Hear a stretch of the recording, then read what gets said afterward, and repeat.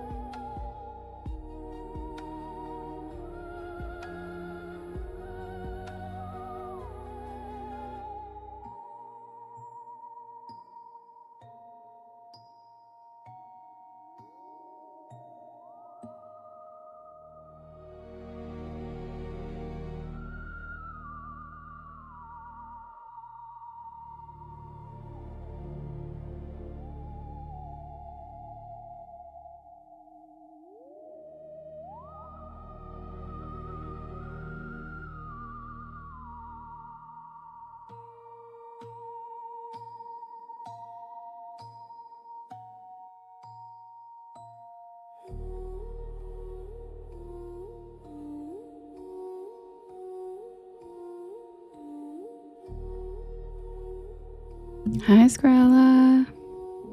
Hi, Crystal. Hi, Desiree.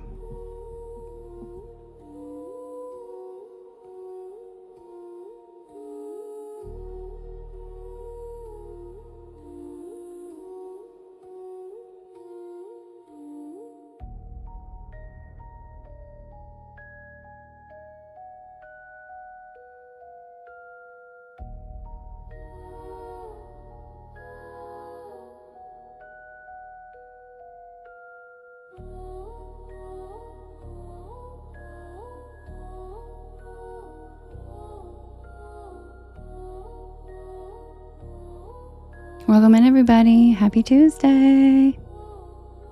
Hi, Tommy. Hi, Justin. Hi, Brian. Hi, Voodoo Daddy. Hi, Laura. Hi, Kat. Hi, Margaret. Welcome in, everybody.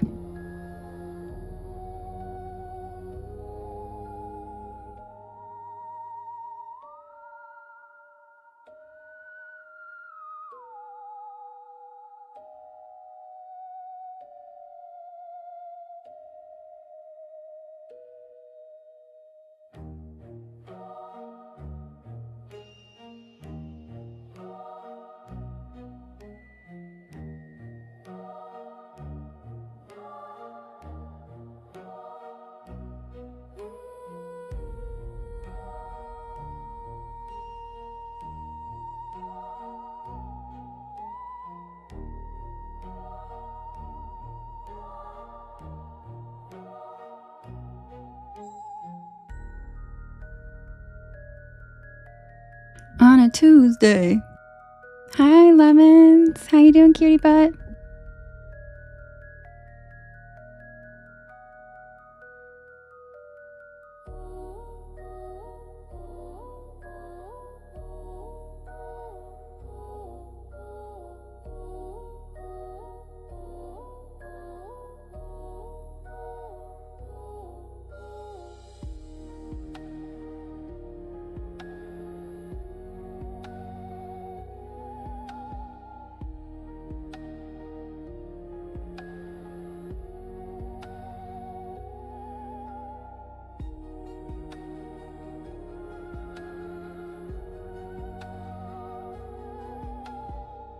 Oh, thank you, Sharper. I love that one.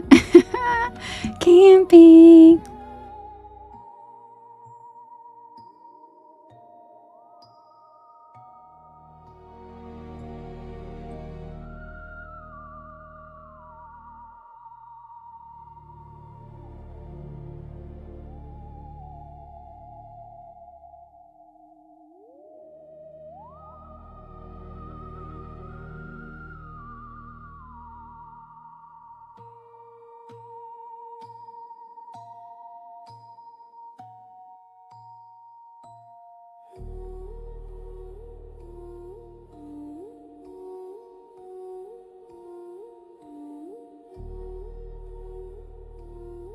Welcome in, everybody. Happy Tuesday.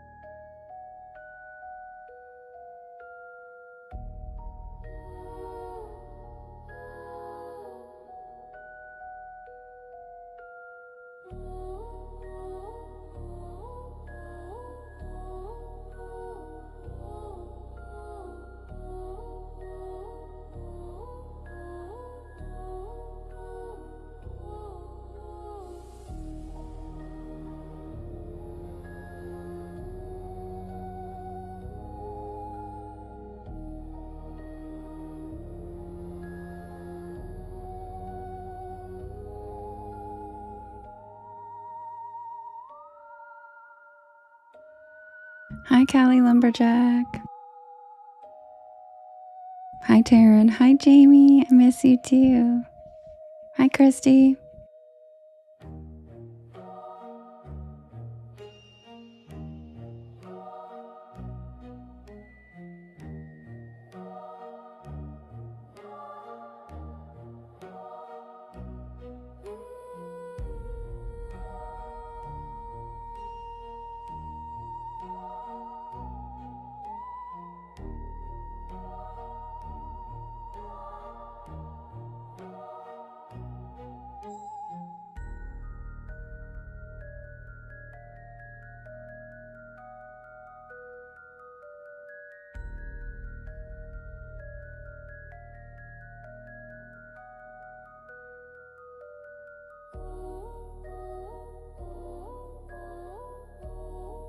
Thank you, Songbird.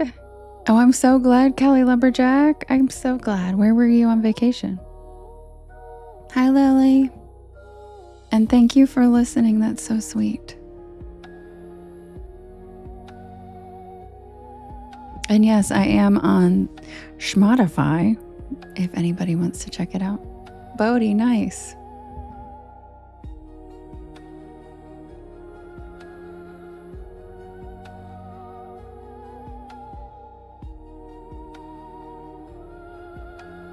Hi, Pixie. Yeah, I've never been to Bodhi, but it looks cool. I used to live in LA, but I never got to go much out of LA. The only places were like in between LA and Vegas, like Barstow and shit like that.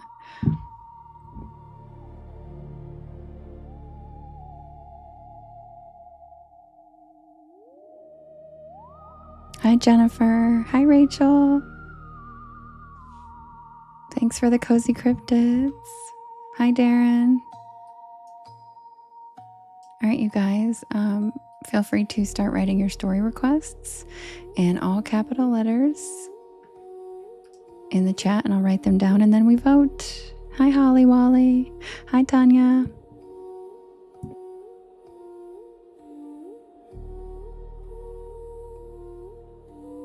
Thank you, Darren.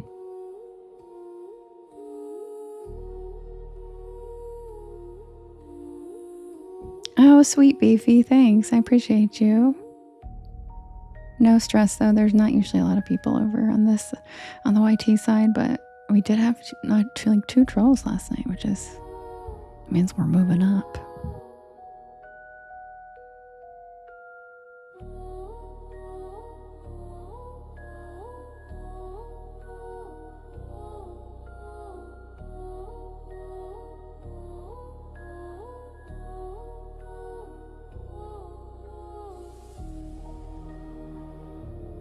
Thank you, Jake. I appreciate that. Those are so pretty. Oh no, Kim, you lost it? Oh no.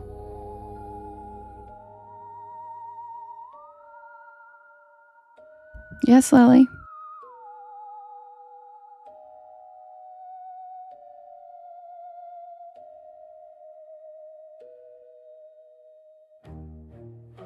Good morning, Nikki.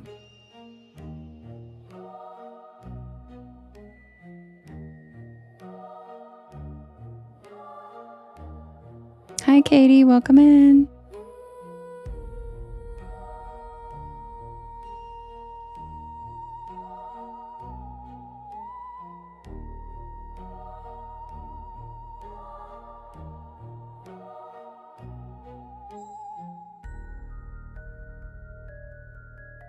Hi, Jason. Thanks, Kim.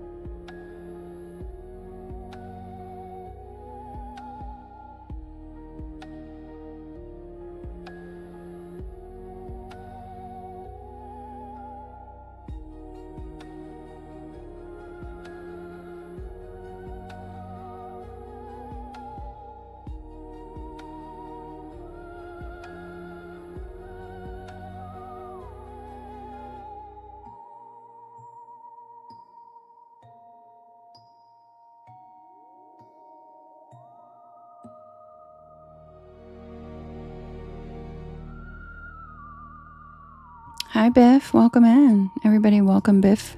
First time on the porch.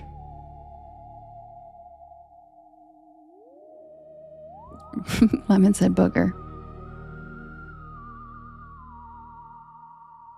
Booger Hollow.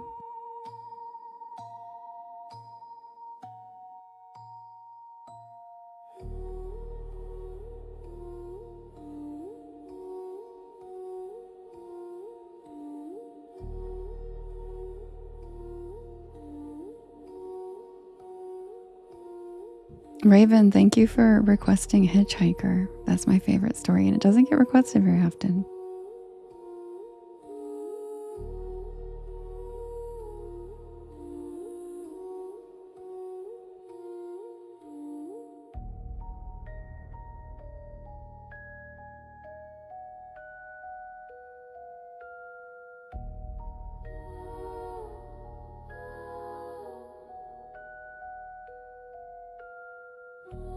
Thank you, Laura. I appreciate you. I saw Biff's request.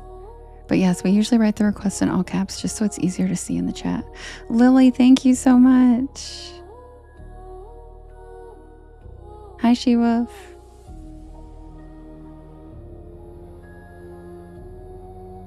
Yes, they are so friendly, right, Jennifer? And Zafaro's not even a mod. Laura's just so friendly and welcoming. And Justin did that before I made him a mod. He's just that way too. Wonderful.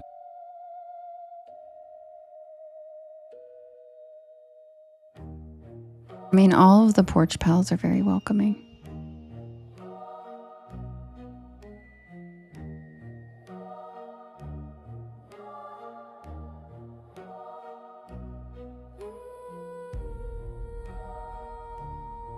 All right, you guys, I think I've written down all of the requests in the chat. I'll be right back with the first poll. And if you guys could do me a big favor while I set up the first poll, could you hit that share arrow in the bottom right-hand corner? There is a little yellow circle with 2 arrows chasing each other that says repost. And that puts my live into your friends' FYPs. And it helps us grow our beautiful porch with cool people and not trolls. Also, thank you to the Porch Pals who use keywords in the chat throughout the night. It does help a lot. It helps us get categorized for what we are and get sent out to the right people who want to be here. So things like, are you afraid of the dark? Goosebumps, Goatman, Mothman, Bigfoot, Jersey Devil, Supernatural, Paranormal, Storyteller, ISMR, Spooky, Scary, Bedtime Stories, anything like that.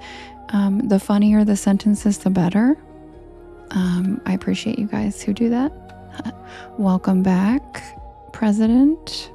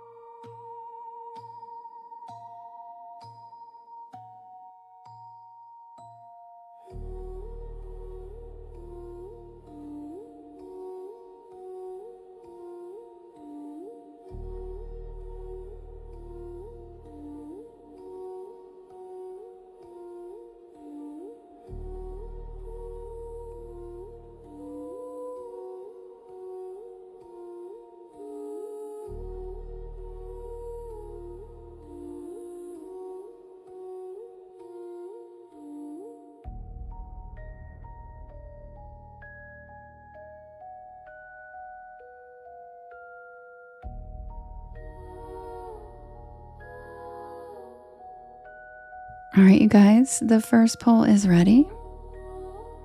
We have Rain Crow Shelter, The Hitchhiker, The Masked Visitor, Haint Blue, and The Frightful Fireworks. Hi Dennis, welcome in. And you can vote in the blue box in the top left-hand corner. Thank you, Beefy, for welcoming people. That's so sweet. We have Rain Crow Shelter, The Hitchhiker, The Masked Visitor, Haint Blue, and The Frightful Fireworks. Who's it gonna be?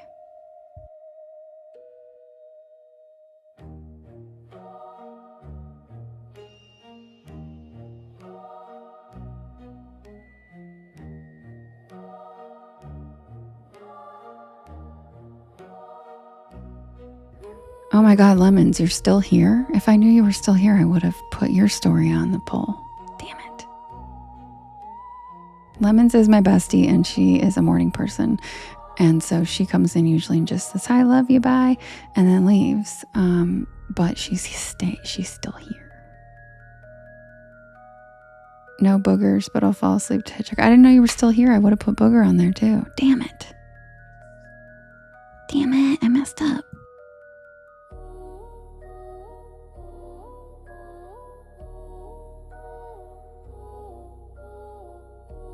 I actually forgot to put the new story on it too.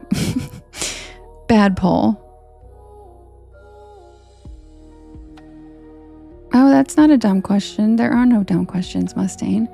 And do you mean like how often do I put him back on the poll? It just depends. Like if one has a lot of votes, I'll put it back again. If it has no votes, it depends. If I feel like reading it, I might put it up again. Sometimes you'll see that I'll put a story on the poll all night just because I kind of feel like reading it.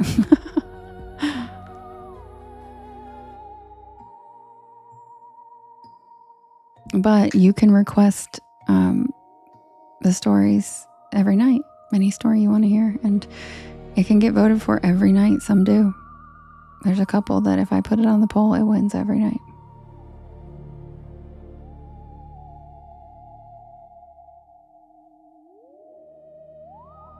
Thank you, Joey. I actually made it with a program. It's an AI program, but I fed into it like what I wanted, like theremin, and I gave examples of spooky sounds and other soundtracks and stuff that I liked. And this is what came out. I have 3 different licensed songs, and that's it. I made 3, and that's all I got.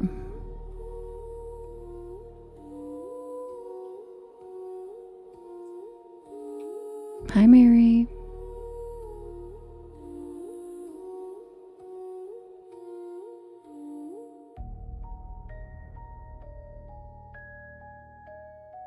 Thank you so much, Joey. I appreciate it. Yeah, that's what I was going for. I was kind of going for a nostalgic, mesmerizing, spooky, but not too spooky. Jeff, thank you. I love that camping one. It's so cute. Welcome in, Heather. Thank you, Mary, for the cozy cryptids. Welcome in, Nate. Hi, Shells. All right, you guys, the winner is The Hitchhiker, my favorite story. Yay.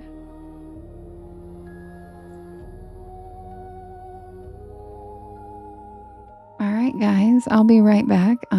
Grab a beanbag chair, grab a hammock, sit back and relax.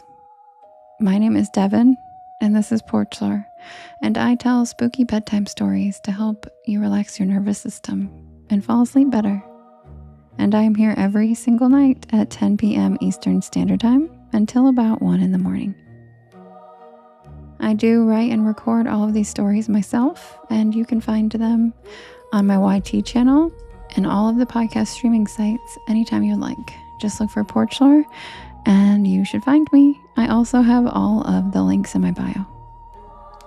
Also, we have a really cool merch site. Kimmy, thank you for the money gun. We also have a very cool merch site. Even if you don't want to buy anything, you should check it out because they're just really funny cryptid shirts and cute stuff that I've designed that I had a lot of fun with. So feel free to check it out. It's also in the banner up there. And I'll be right back with the tale of the hitchhiker. And if you guys would do me a big favor and hit that share arrow in the bottom right hand corner of your screen, there's a little yellow circle and it has 2 arrows chasing each other that says repost. That puts my live into your friends' FYPs and it helps us grow this beautiful porch. Plus, it brings in cool people instead of trolls, you know? And thank you to everybody using keywords tonight in the chat throughout the evening. It does help immensely. And I love seeing the funny sentences you guys come up with. Like Mary, Mothman was chasing hugging Molly up the steps and stopped because the porch was haint blue. Like, here's a perfect example of a wonderful comment that helps with keywords all night long so that AI knows what our life is about when it scans us every 10 minutes and summarizes us. So thank you guys. I really appreciate it. Hi, Halls. You switched over here. Perfect. Hello. Oh, so very ordinary. Hello. All right, guys. Give me 1 second and I'll be right back. Aw, James, that would be amazing.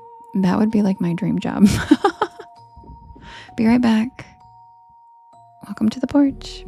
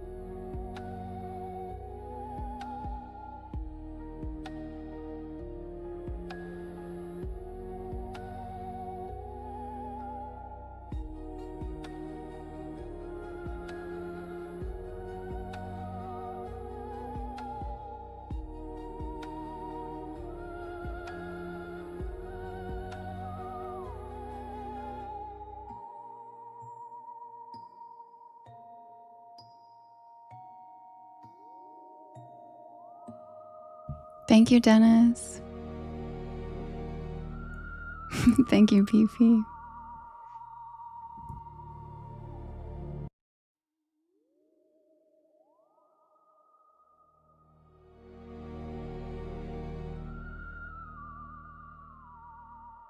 Submitted for the approval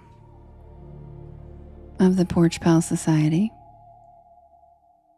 this is the tale of the hitchhiker.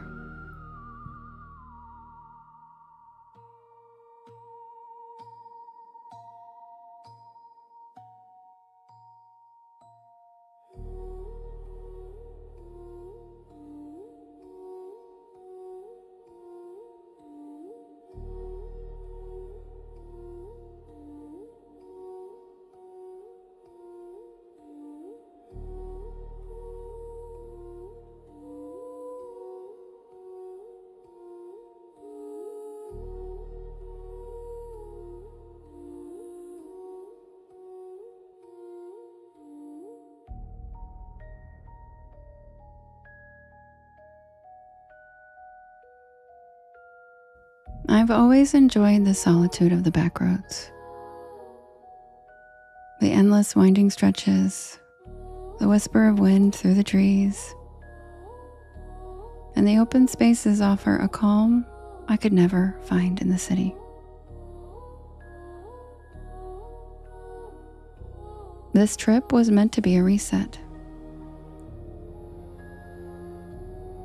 a break from the daily grind, and the idea of driving alone for hours through quiet, scenic routes was exactly what I needed.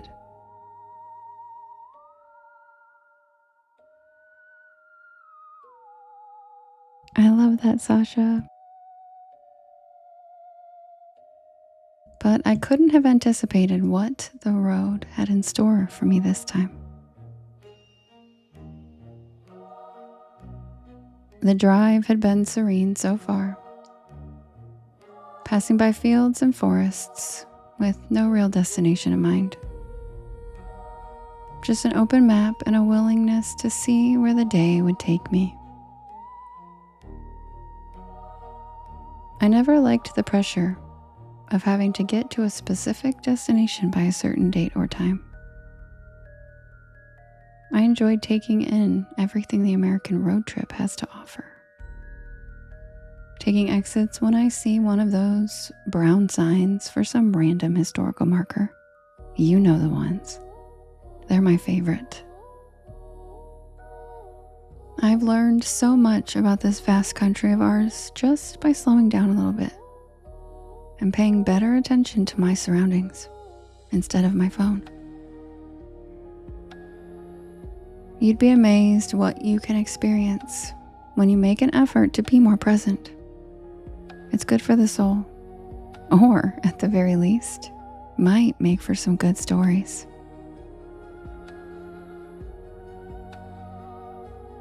The early part of the trip had been quiet. My only company was the occasional crow perched on a road sign or a hawk circling above. After a few hours, I found myself on an isolated stretch of highway, winding through dense trees that seemed to lean closer, as if they were closing in on me. And that's when I saw him. A figure standing alone by an old beaten-up sign that had decades of sun fading. The man wore dark, simple clothes, a flannel shirt over jeans, and he carried a small worn duffel bag slung over one shoulder. He had a calm, almost expectant look, as though he'd been waiting for someone or something. Against my better judgment, I slowed down, my eyes fixed on him through the windshield. There was just something in his expression, a mixture of hope and resignation that compelled me to pull over. Now, I still can't explain why in the world I let this random man get into the passenger seat of my car, because I know that's crazy. And I've never picked up a hitchhiker before in my life. But all I can say is this. I am someone who can feel other people's energy very well. And that man emulated light. His energy was so bright and warm, and I felt like he truly needed my help. Or at the very least, we were meant to cross paths. I could feel it. Thanks for the follow, Owl Lady. As he got into the car, I noticed he carried himself with an air of quiet calm. He settled into the passenger seat without a word, merely offering a polite nod, and we resumed our drive in silence. He gazed out the window with a detached expression. Lemons. She's not wrong, you guys. He gazed out the window with a detached expression, his eyes fixed on the passing trees, as though he was seeing something that I couldn't. As we drove, he began to share tales about the places he passed, almost as though he was narrating them for himself rather than for me. His stories were filled with oddly specific details. Thank you, Ellie. Recounting local legends and histories of old mining towns and forgotten backroads communities. And for those of you who know me, know that this legit sounds like me on road trips. I've always been a huge fan of history, and I have lots of random legends and lore in the archives of my brain. Hence me creating porch lore. So he mentioned ghost towns that had been left behind after disasters, and towns where people abandoned suddenly and left everything behind. And as I listened, an unsettling feeling began to creep in. His stories seemed so detailed and so intimate. And the sense of familiarity that had comforted me at first now felt like something darker. Like these weren't memories that he had heard secondhand. These were experiences he'd lived through himself.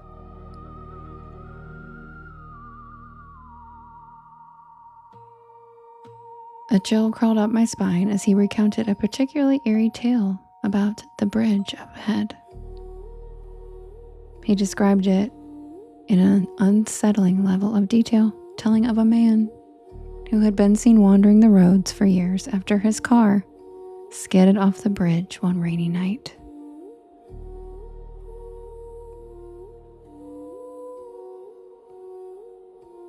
The man had never been found, but local rumors claimed he could still be seen, waiting for a ride that would take him somewhere he could never seem to reach. The weight of his words lingered, pressing down on the air in the car, and a silence fell between us. Oh my gosh, Holly, thank you. That scared me. That came into my headphones. Oh my God, thanks, Holly. I love that sound. Thank you so much. And thank you, Dennis. I felt a compulsion to glance in the rearview mirror as though I was expecting to see something behind us. Oh, don't be sorry, Holly. It was great. I loved it. It was a good scare. Thank you. Don't be sorry at all. Are you kidding? Thank you for helping me with my gallery. I really appreciate it. I love that whale one. I love that sound. It's so splashy. But the mirror showed only the road and the blurred outline of trees. I shifted uneasily in my seat, telling myself that it was just a story. Tommy. Tommy. But the odd familiarity in his voice made me question that. The road wound on and dusk settled in around us, and I noticed that he hadn't asked for any breaks or even taken a drink of water. There was an unnatural stillness to him, like he belonged more to the mist creeping over the road than the seat beside me.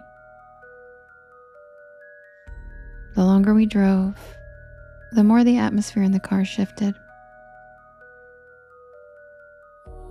taking on an oppressive quality that made me want to stop and let him out.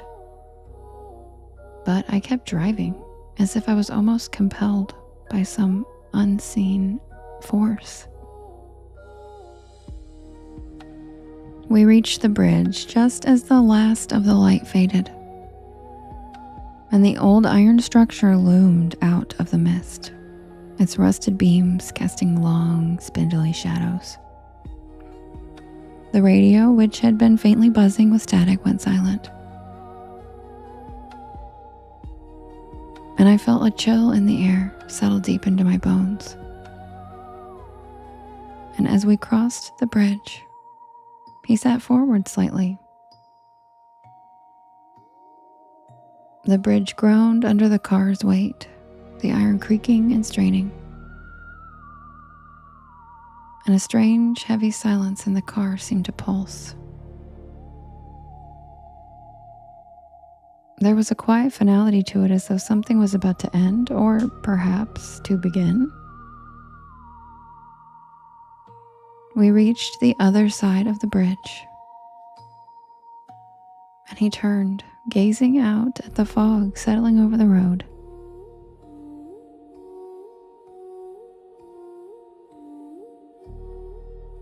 Then he stared into my eyes, and he smiled, and he said, "Thank you for having an open heart." And then he reached down, lifting his duffel bag, and looked toward a faded roadside marker barely visible in the twilight. And a sense of relief washed over me as he reached for the door handle and stepped out of the car. As he stood by the side of the road, he smiled at me one last time and waved as a low fog drifted across the road, obscuring him from view for just a brief moment. When the mist cleared, he was gone. I blinked, unsure if he'd stepped into the fog or if it had simply swallowed him whole.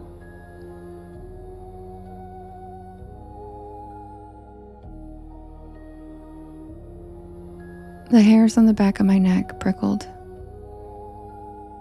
and I found myself gripping the wheel tighter than I had realized.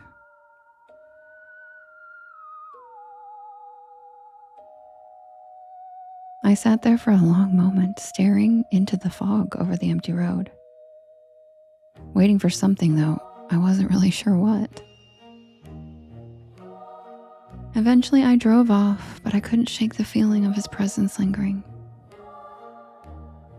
The quiet inside the car felt different now, heavier somehow. I actually kind of missed his company. Days later, when I mentioned the hitchhiker to a local clerk in the next town, he gave me a weird look. And then he recounted an old story about a young man who had disappeared on that road many years ago. A traveler who had vanished without a trace. Last seen hitchhiking near the bridge on a cold autumn night.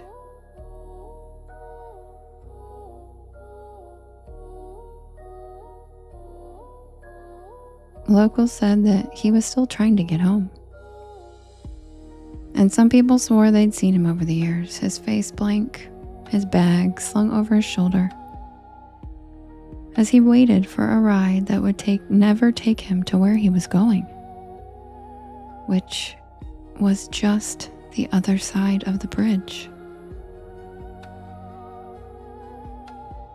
I still don't know if he was real, or maybe I toked a little bit too much that night while cruising, but sometimes on those quiet back roads, I catch myself glancing at the passenger seat, half expecting to see him sitting there, waiting silently for the journey to begin again.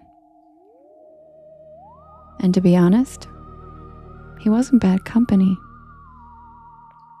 If I ever see him again, I will absolutely stop and pick him up. He can ride shotgun anytime.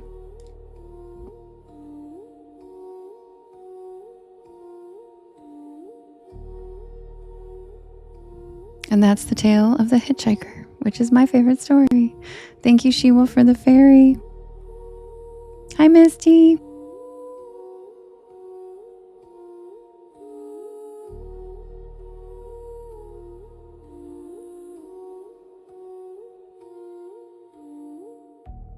Thank you, Holly.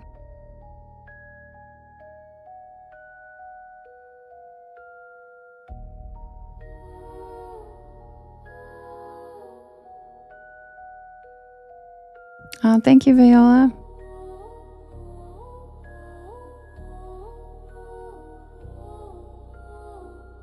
Yes, Tommy. Hi, everybody. Tommy's back. Welcome in, everybody. If you're new here, my name is Devin. Thank you, Crystal. Thank you, B. Ruiz. Thank you, Joanne. My name is Devin, and this is Porch Lore, and I tell spooky bedtime stories to help you relax your nervous system and fall asleep better. And I'm here every single night at 10 p.m. Eastern Standard Time until about 1 in the morning. I'm also live in the daytime on Wednesdays, which is tomorrow at 1 p.m. Eastern Standard Time. Join me if you'd like for Witchy Wednesday. Thank you, Sherry. Seahorses, I love them. Oh, thanks for the pearl chime. And I will be right back with the next poll for us to vote for the next story. And if you guys would do me a big favor, if you could hit that share arrow in the bottom right-hand corner. There's a little yellow circle that says repost. And that puts my live into your friends' FYPs and helps us grow our beautiful porch. Aw, Holly. That's really cool. Seahorse party? Who didn't invite me? Alright, you guys, I'll be right back with the next poll. Grab a beanbag chair, grab a hammock. Sit back and relax. Check out the shooting stars and welcome to the porch. Happy Tuesday.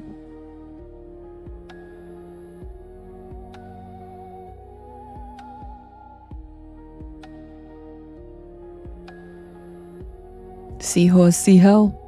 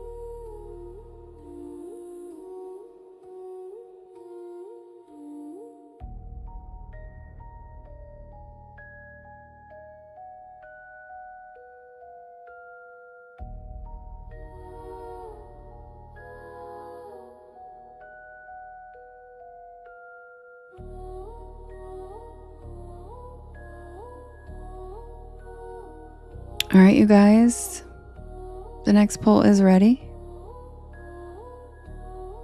We have, oh, that's okay. Cody only missed one story, and it was The Hitchhiker, and that's my favorite one, so I tell that one a lot, so don't worry. Well, I try to, but people don't vote for it very much. Holly, you know that's one of my favorites. Thank you so much. God, I love that one. That is so beautiful. Whoever designed that one, bravo. That's one of the prettiest gifts. Thank you so much. Thanks for helping me with my gallery. Aw, Bonnie, welcome back to the porch. We're glad you're here. Thank you, Kim. Okay, guys, we've got the booger hole. Wait, did Lemons just leave? She was totally awake. She was totally here. Oh, she's still here. Good. Okay, we have Booger Hall. Highway 666. Yeah, it's so pretty, right, Holly? Silver Springs Phantom featuring lemons, Paint Blue, and Frightful Fireworks. And Highway 666 is the new story of the week, in case you guys have missed it. So we've got Booger Hole, Highway 666, Silver Springs Phantom, Paint Blue, and Frightful Fireworks. What was an interesting sound? Justin, my hee. All right, guys. You can vote in the top left-hand corner. There's a blue box. And you can vote up to 50 times. And you can vote for more than one story. Who's it going to be? Booger Hole, Highway 666, Silver Springs Phantom, Paint Blue, or the Frightful Fireworks?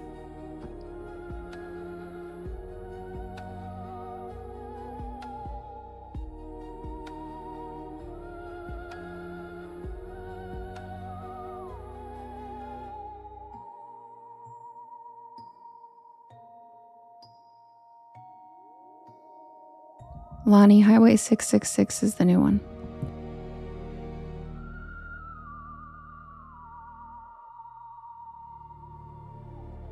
I love that, Holly.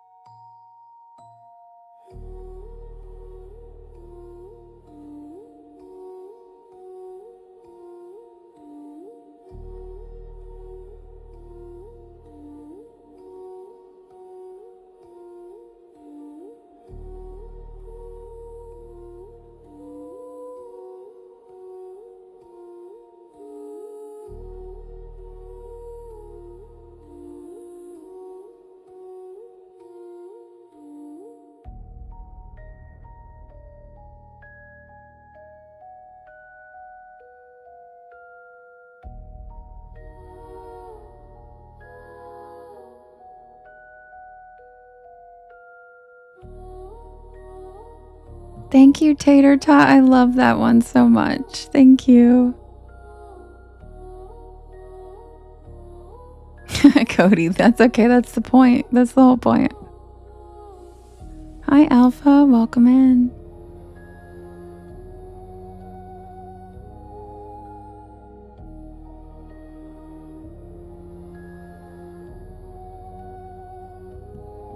And the winner is Highway 666, also known as the Devil's Highway. Close second, Silver Springs Phantom. Damn it, Lemon. Damn it. Thank you for the roses, Akona. Hi, Akona. All right, you guys, I'll be right back with the Devil's Highway. Grab a beanbag chair, grab a hammock, sit back and relax. Check out the shooting stars, and welcome to the porch.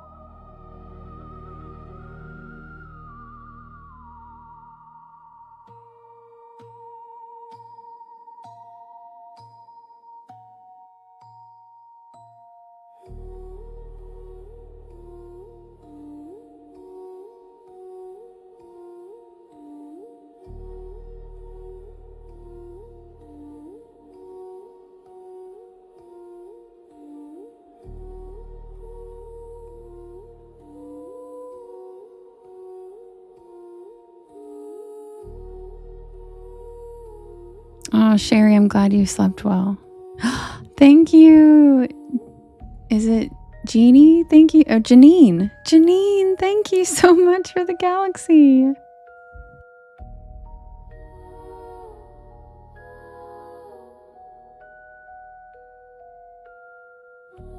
Thank you, Janine. I really appreciate it. Nick, thank you. We're so glad to have you here. I love that.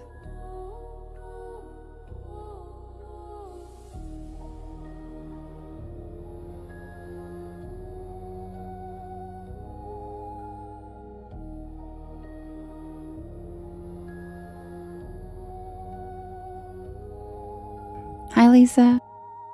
Hi, Rochelle.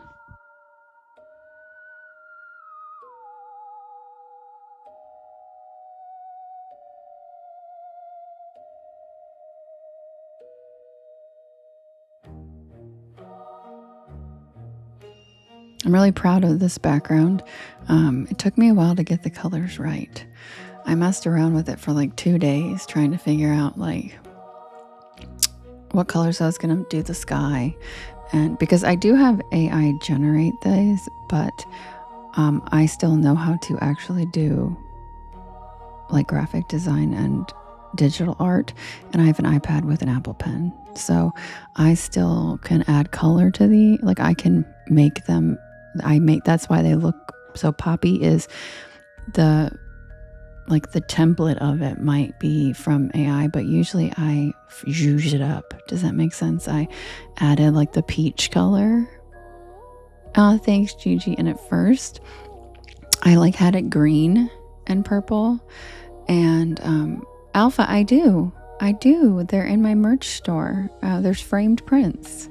And if there's one that you like that's not up there yet, I just write in all capital letters, print request when the story's up, and I will make it. Ask Trisha. Oh, is Trisha not here tonight? As I say, ask Trisha. She's not here right now, but she has ordered several of them, and so has Archangelo. So yeah, it's just Porch Lore and then .store, and whichever. I'll probably put this one in a framed print this week because I just think it's really pretty. But I had green, like the spacey green I like to use, and then I changed it to peach because I usually either do purple and green, but I thought peach is a nice complement with the desert. Then I think I made the right choice. I'm looking at it now on my other phone in the dark, and I'm like, that looks really pretty because the peach reflects off like my auburn hair, and I feel like it looks better than I thought. Oh, thank you, Sherry. I really appreciate that. Thanks, Sherry. Thanks, guys. That's why when people talk shit about my backgrounds being AI, I'm like, to an extent they are, but like, dude, it feels personal because I'm like, they did create because I can't do that quickly. I turn these stories every week, dude. I don't have a design team. Do you know what I'm saying? I'm writing this shit all week. I can't be spending all week making the art. But I do like to add my own colors and stuff to them. And thank you, Sherry. I appreciate it. Thanks, Sarah. I'm actually really bad at math. You want to see me bad at something. Thank you. So that's so sweet, Sarah. I'm bad at math. Like, I count on my fingers in my head sometimes. Like, that's how bad. Iacona, I'm so glad you found us. Welcome to the porch. All right, get a quick swig and I'll be back with the Devil's Highway 666.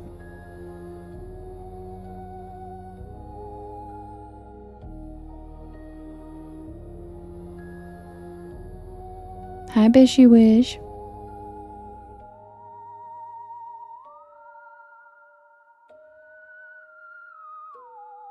Really, Ellie, for life. It just makes me feel like I'm for sure. I'm like, wait, let me make sure. Let me use my fingers to make sure. Oh, I'm so glad, Fletcher. I love that. I've heard that from some truckers. By the way, is everything okay? I know that your reptile sanctuary like flooded or something, right? Are all the critters okay?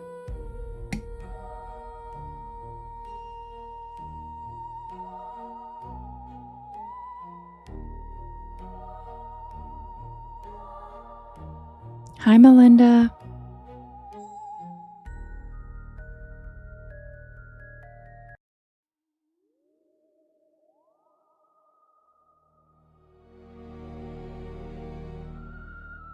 Thank you, Dennis.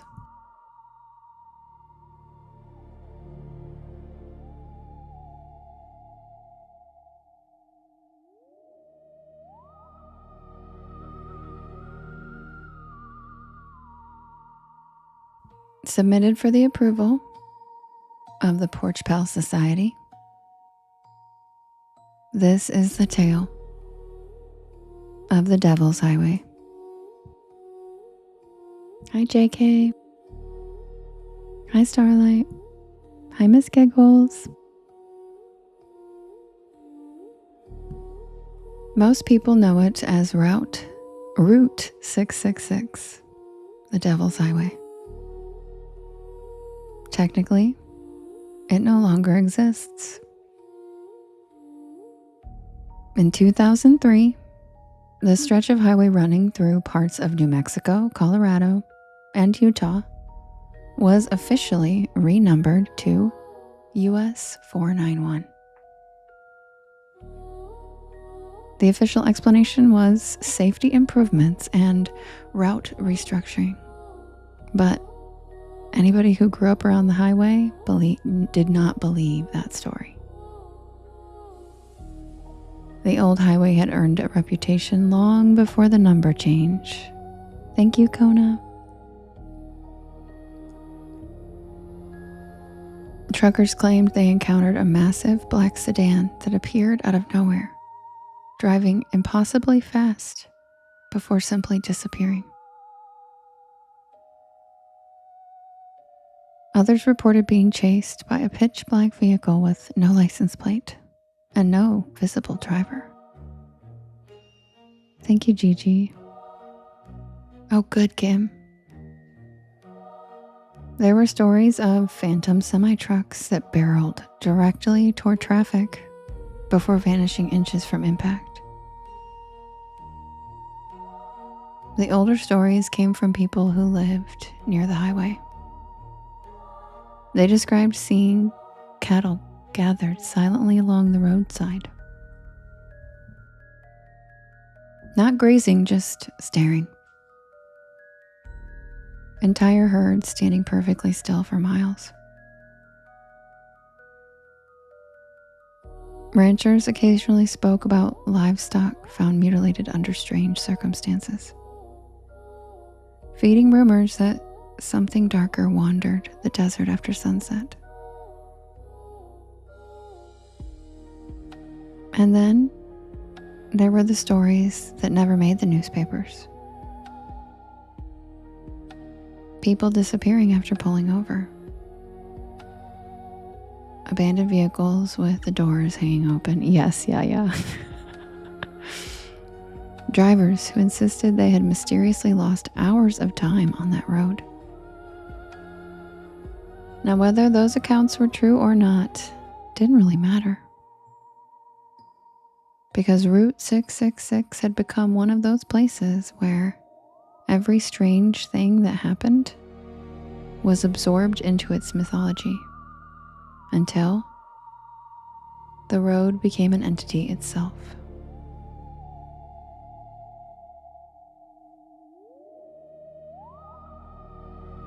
Now, I had never even heard of the road until Ben, also known as Skrilla.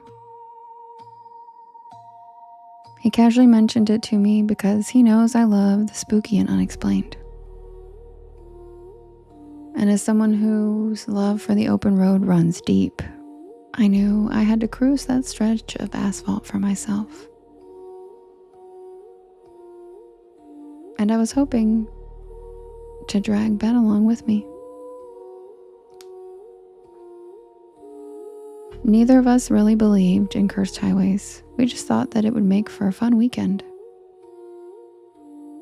We crossed into northwestern New Mexico just after lunch.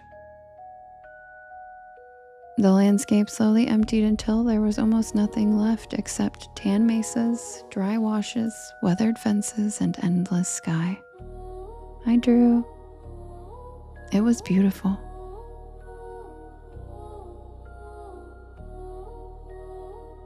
You could drive for an hour without seeing another vehicle, sometimes longer. And every now and then we'd pass a faded memorial cross planted along the side of the road. 1 became 5. 5 became 20. By late afternoon, I had stopped counting. Then Ben finally pointed out what I had been thinking. There were an alarming number of memorials on this road. And the road itself wasn't difficult to drive. Long, straight stretches, gentle hills, good visibility. Nothing about it explained why there had been so many tragedies on this lone stretch of road. Near sunset, we spotted what looked like a scenic turnout overlooking a shallow canyon. We pulled in to get out and stretch our legs. Thank you. Thanks, mic drop. Thanks, Steven. I immediately noticed the silence.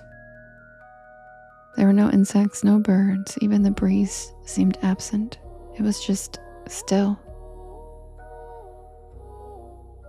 Ben looked over the edge of the overlook while I wandered toward a weathered wire fence running along the edge, and that's when I noticed the cattle.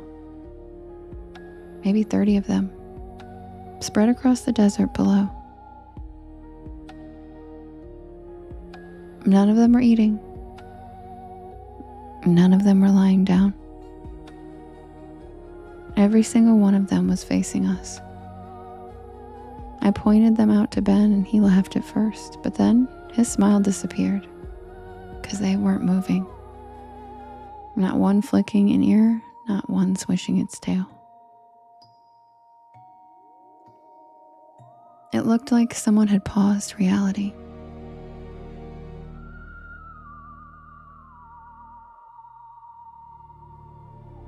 We stood there for nearly a minute, and then Ben finally shrugged and headed back toward the truck.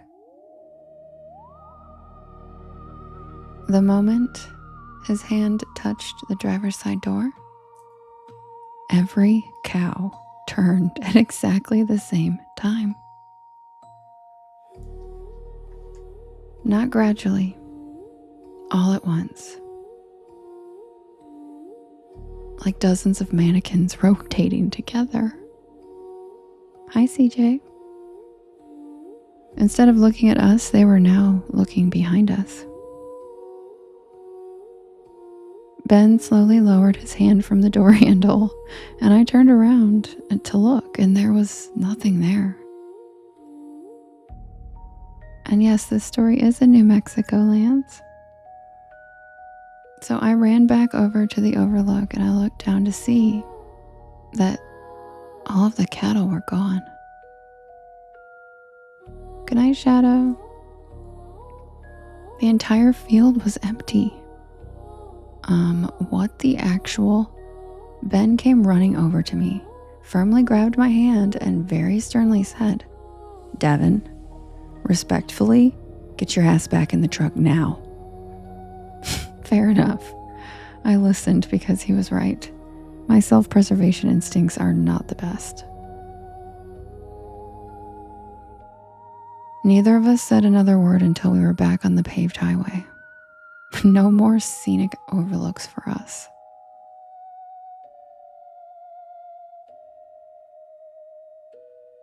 Darkness settled fast. The GPS estimated another hour before we'd reach the motel. About 20 minutes later, we rounded a bend and saw something standing in the middle of the road. At first, I thought it was an elk or maybe a horse. Don't panic. But as we got closer, I realized it was far too broad to be either. Ben slowed down to almost a crawl as we got closer to it.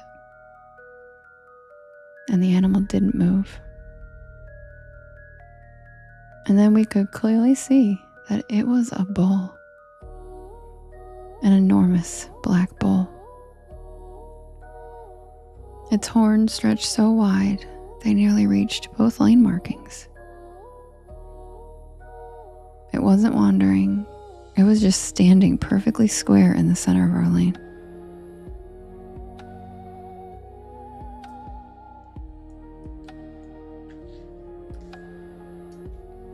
Ben gently honked the horn. Nothing. Another honk. Still nothing. It simply stared directly at us through the windshield. Ben muttered that we needed to go around it, but there wasn't much shoulder. But there seemed to be just enough room to squeeze by. He slowly steered to the left, and the bull turned its head, like it was tracking us. We edged further around it, and when my window came alongside its shoulder, I could finally grasp how massive it really was. Its back was level with the hood of the truck.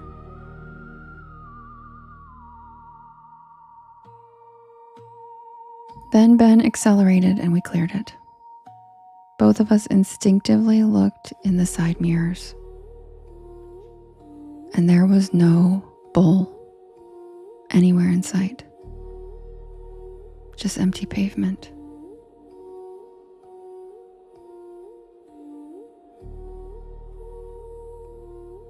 We both looked at each other and laughed like, are we tripping right now? What is happening?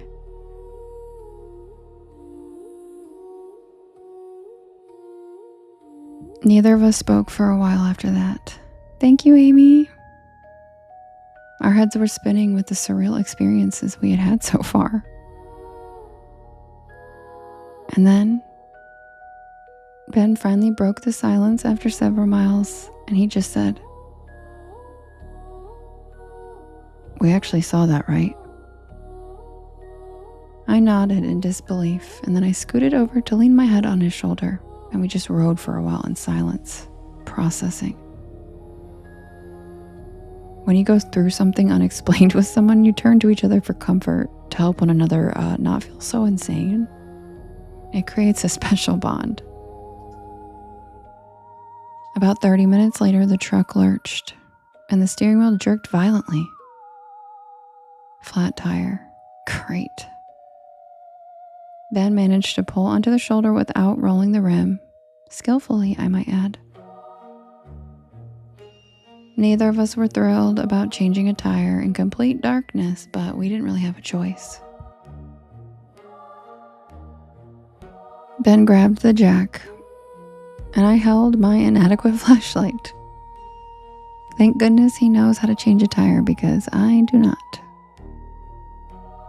And then we realized the tire wasn't punctured. It had been shredded.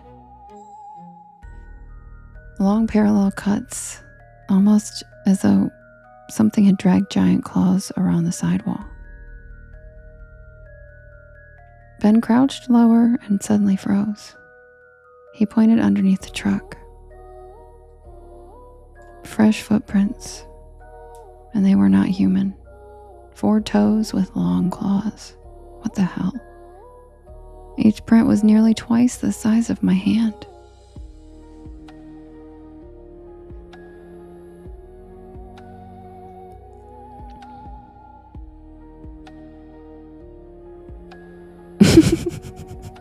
I don't know, Justin. They didn't approach the truck. They actually came out from beneath it. And I remember that detail because it made absolutely no sense. The prints began directly under the rear axle and then continued away into the desert. How? Ben quickly got the spare tire put on and we both climbed back inside. Then he tried starting the engine and nothing. Are you kidding me? The truck was completely dead. But the dashboard lights stayed on, so the battery was fine. It just simply refused to crank. Then something bumped the underside of the truck. Not hard, just enough to make the floor vibrate. Another bump closer to my door, and then another moving around us. Whatever it was stayed below the window so we couldn't see it. We could only hear it scraping against the frame. Ben leaned over and made sure my door was locked, and we both huddled together in the middle of the truck seat as far from the windows as possible.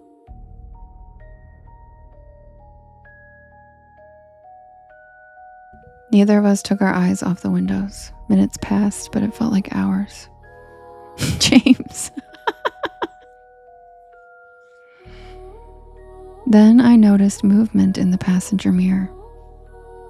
Something low and black running alongside the truck.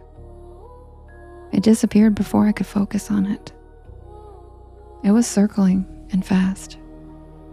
It kept staying just below window level, almost deliberately, like it knew exactly where we couldn't see it. Then the truck rocked, hard enough to make the suspension creak, and Ben whispered that whatever was outside was trying to tip us. The third shove lifted my side several inches and I heard gravel sliding underneath. Then another hit stronger, and this time the truck actually shifted.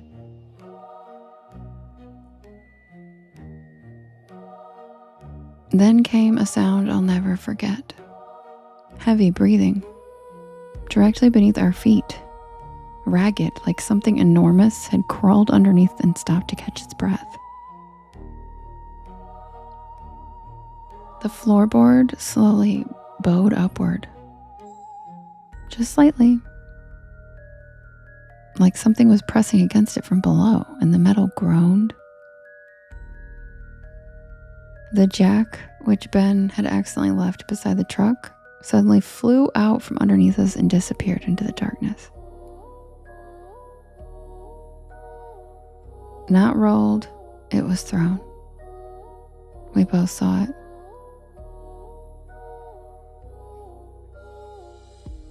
Then, as suddenly as it began, everything stopped.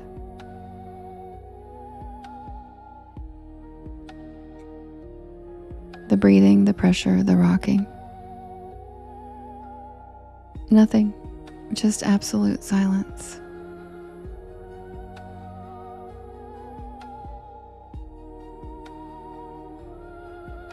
Ben turned the key in the ignition one more time, and the engine started instantly.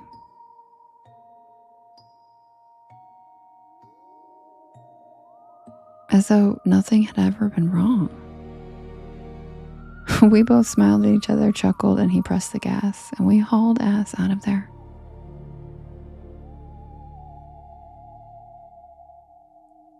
We didn't stop until we reached civilization.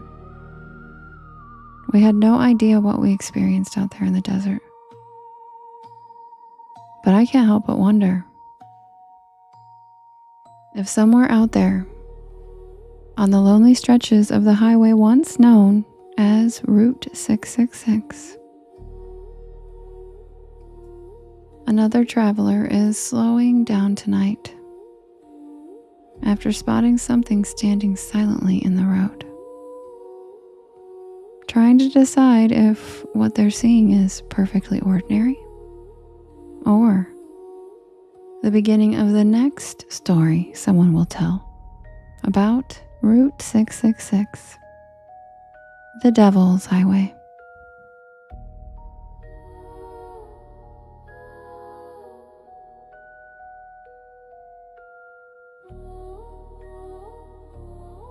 And that's the tale of the Devil's Highway. And yes, Lars, these are called short stories. That's literally the point, is for them to be short. I am a folklorist, and I am from Appalachia, and I'm also well aware of the rake.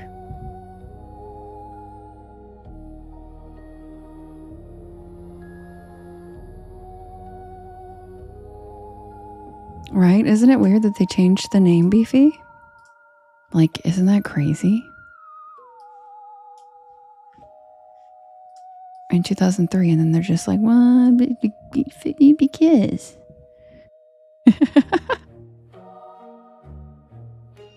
Aw, Slinks, what kind of pasta are you making?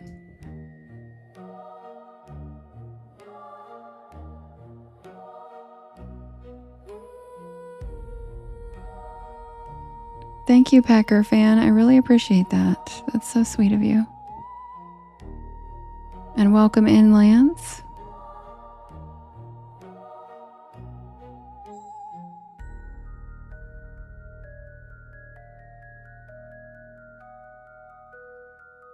Ooh, that sounds really good, Slinks. Yum. Yum, that sounds so good. Yum. Yeah, Bed of Dust, literally. It is just like that. It's so funny to me.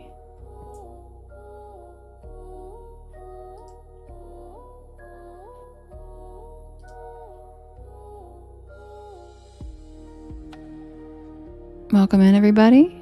If you're new here, my name is Devin, and this is Porch Lore. Thank you for the seahorse, JK, and thank you for the pearl chime. Seahorses, I love them. My name's Devin. Oh, CJ, why are you leaving already? Why are you leaving? And my name... Oh, hi, Devin. Hello, fellow Devin. Hi. Instant follow. Hi, Dev. Hi, Dev. Hi, Dev. Corey. Corey, I love that. Welcome in. He did his damage tonight. He's done, you said, Justin. That's so funny. Hi, Archaic Euphoria. Welcome in. I want you to stay, CJ. I love you. I hate when you're not here. Why do you think I always send you the live? But I did see that you said you were in the trunk of the back of the truck, but Jade said she was in there. So are all three of you guys in the back of the truck during this Highway 666 trip? Because that'd be fun. I know, CJ. You said I was kidding. I knew you were kidding. I thought it was funny. That's why I said Jade was like, I was in the back.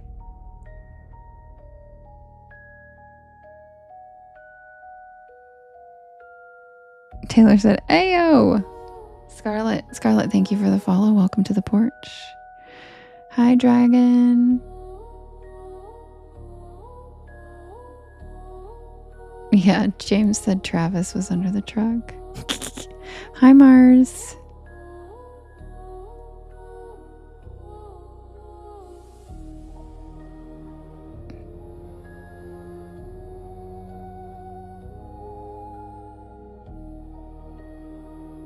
Oh, okay, CJ. Have fun with your brother. We love ya.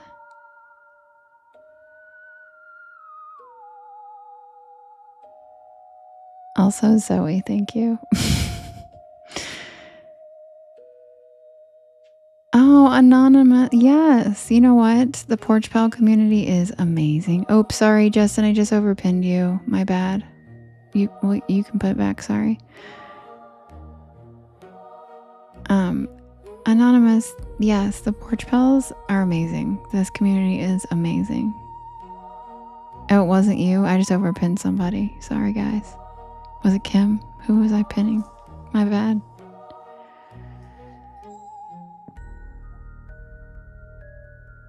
Yeah, Zoe. Girl, you don't even know. You don't even know. I just straight up ignore. Sometimes. Got to. Yes, we are a community, Jason. And thank you, Anonymous, for noticing. We're glad you're here. Welcome to the porch. Your FYP must think you're pretty cool. All right, guys, I'll be right back with the next poll for us to vote for the next story. If you guys could do me a big favor while I set up the next poll, if you could hit that share arrow in the bottom right-hand corner.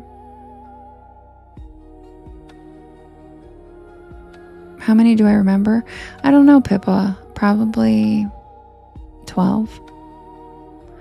If you could hit that share arrow, there is a yellow circle with two arrows chasing each other that says repost, and that puts my lives into your friends' FYPs, and it helps us grow this beautiful porch of ours without bringing trolls in. It brings in cool people instead. Oh, Holly, are you talking about that dude last night? The full contact cuddling? Yeah, I did roast him. He deserved it. He won't do that again, I bet.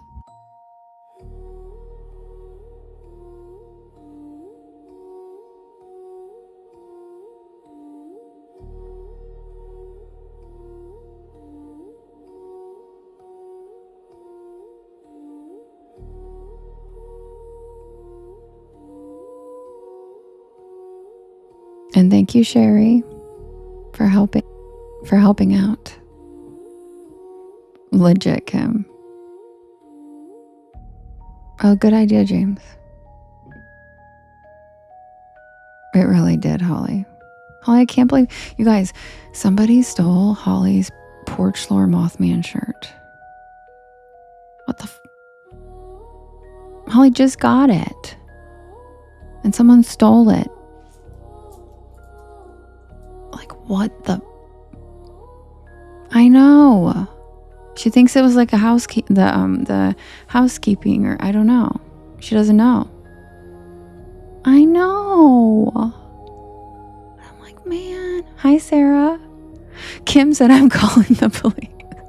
And it sucks because she's in the military, and I feel like it's like, who knows, because she travels a lot. You know what I mean? So she's like, what the hell? I know. I'm pretty sad about it. For her. Like, that's whack. So anyway, sorry that happened to you, Holly. Like, what the see? They must have liked it that much. Aww.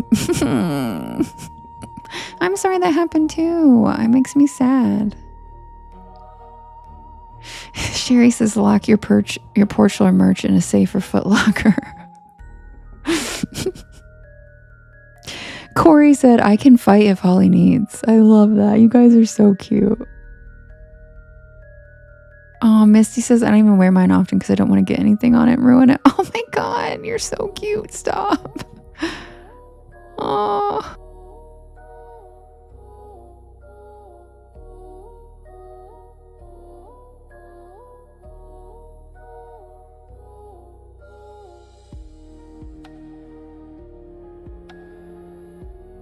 And thank you to those of you over on YT for helping me reach my gift goal. I'm still new to those over here, so thank you so much. Yeah, Kim, right?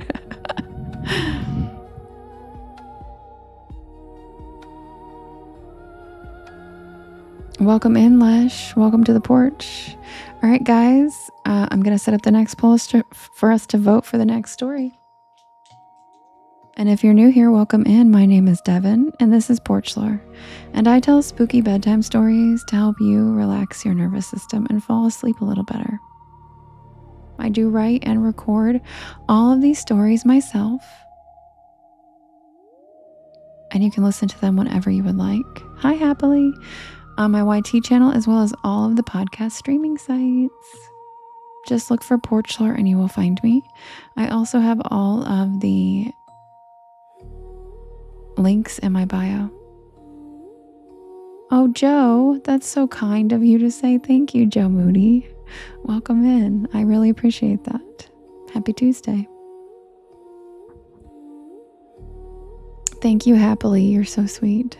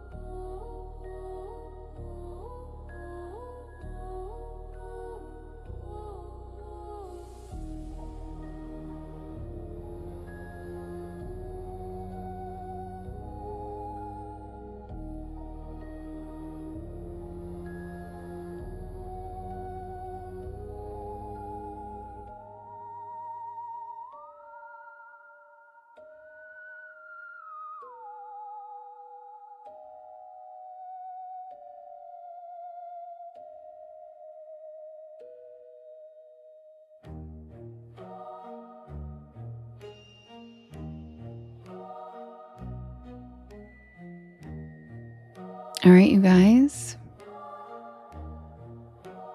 The next poll is ready. We have the Rain Crow Shelter.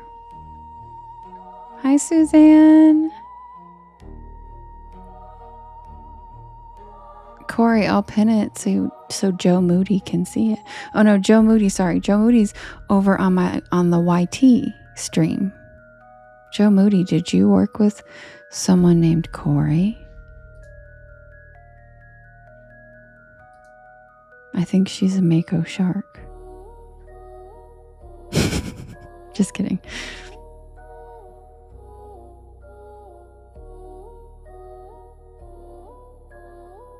Thank you, Dennis. Okay, you guys, we have Rain Crow Shelter. I know, right, Mary? We have Rain Crow Shelter, the Fresno Nightcrawlers, featuring Suzanne, who just came in. We have the Chupacabra, the Masked Visitor, and Eliza Crawford's Ghost. You can vote in the blue box in the top left-hand corner. Who's it gonna be? You can vote up to 50 times, and you can vote for more than one story. We have the Rain Crow Shelter of the Appalachian Trail. We have the Fresno Nightcrawlers. We have the Chupacabra. We have the Masked Visitor, and we have Eliza Crawford's Ghost.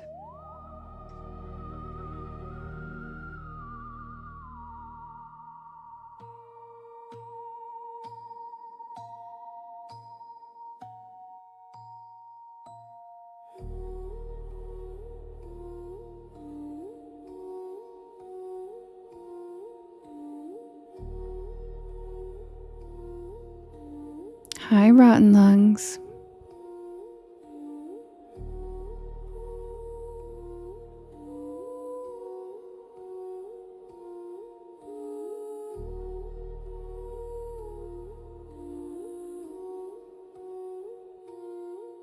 Kim, really?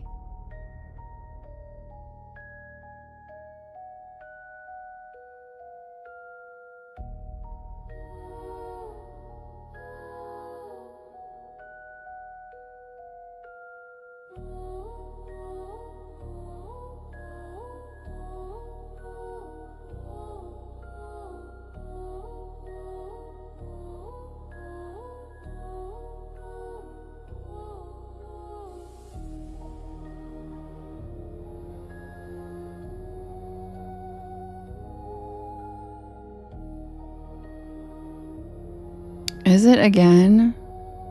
God, the banners are out of control.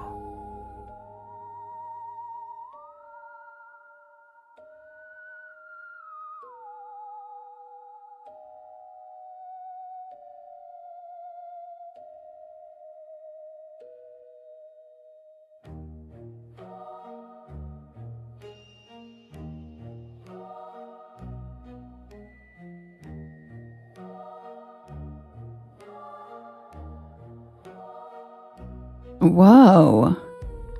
The Chupacabra came in hot, right? I thought it was going to be Fresno Nightcrawlers or Masked Visitor. And then Chupa Chup was like, bam. Thank you, Laura. Welcome in. That's so crazy, Kim. All right, you guys, the winner is the Chupacabra. I'll be right back. Carrie, you're here because of the banners. They're so annoying. They have a mind of their own. They love to twitch and twerk and do whatever they feel like doing. Also, if you guys would do me a big favor while I pull up this story, there's a little share arrow in the bottom right-hand corner of your screen. And when you click on it, there's a yellow circle with two arrows chasing each other that says repost. And that puts my live into your friends' FYPs, and it helps us grow our beautiful porch. Also, thank you to everybody tapping and typing funny keyword sentences in the chat throughout the night. It does help AI categorize this correctly. Desiree, thanks for the watermelon slide. Holly, thanks for the stingray. All right, I'll be right back with the tale of the Chupacabra.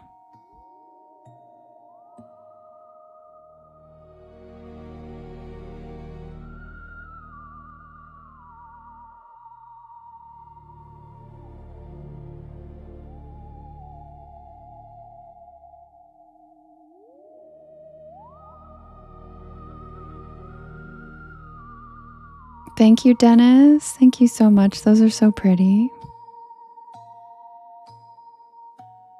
Thank you for the follow, Lucifer. Thank you for the follow, Starbuck. Thank you for the follow, Vincius. Welcome to the porch.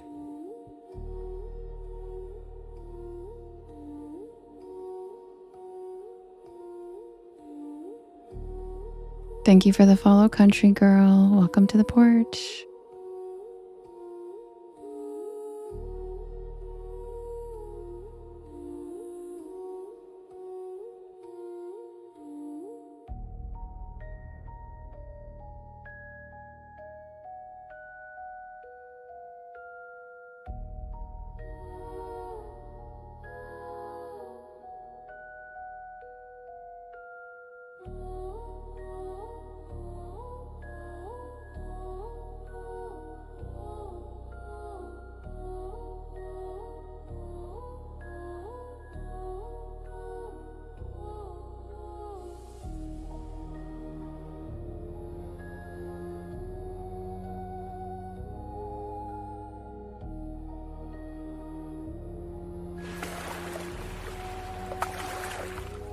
Oh my God, Holly, thank you. And thank you, JK. Thank you, guys. I love that whale. Thank you so much. Hi, Robin. Okay, have a good night, Robin. We love you. See you tomorrow. Thanks, Holly. That's so cute. Thank you so much. Oh, I have to, thank you for reminding me, Shells. I have to zoom it so you can see the baby better.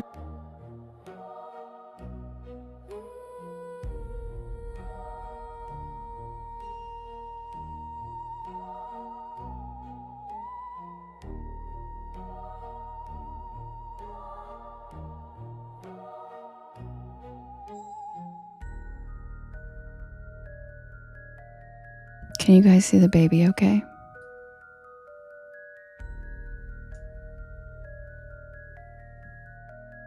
Beefy. Robin, no you don't. I know, so cute, right? A little baby. Choopy choop.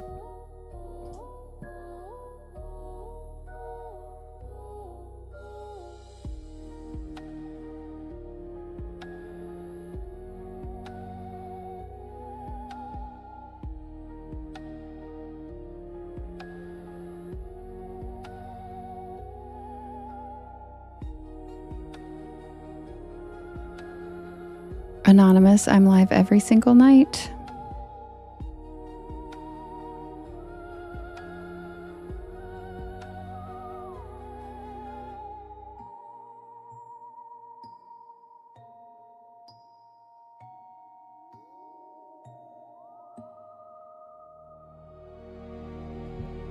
Right, Gigi? Just a sweet little thing. Sweet little baby. Oh, Robin, thanks for the jets. Aww.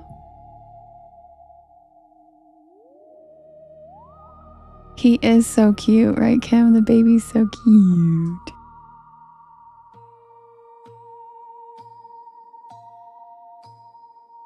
Hi, Catherine. Yes, people vote for them every night. So it just depends on the ones that win. But I have over 100, but we cycle through them and I release a new one every week.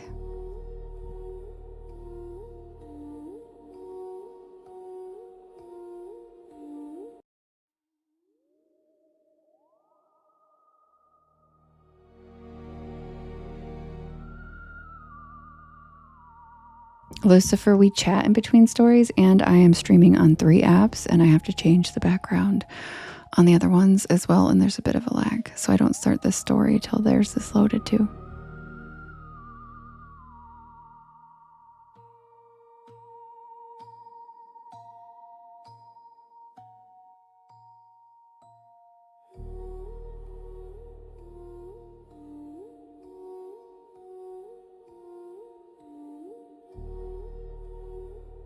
Yes, welcome in, Lucifer. We're glad to have you here.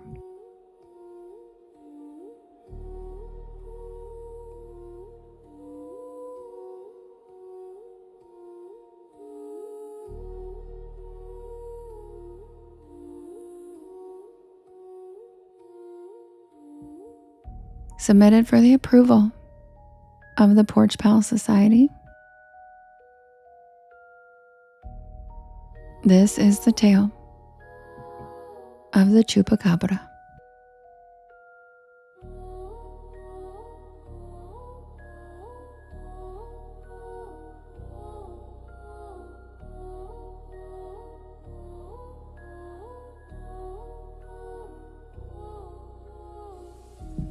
Most people think they know what a chupacabra is.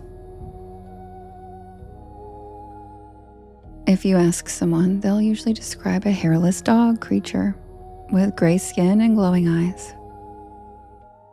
Sometimes they'll show you photographs of mangy coyotes that newspapers labeled as chupacabras 20 years ago.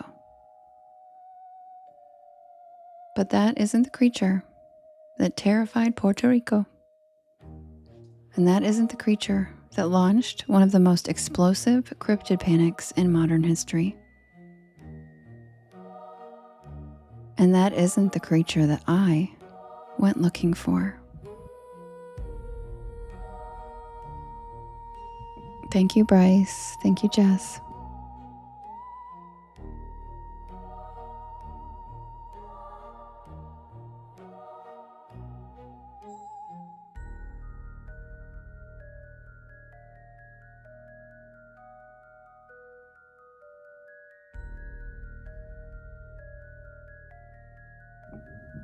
I became fascinated by the chupacabra because of how the story just suddenly appeared.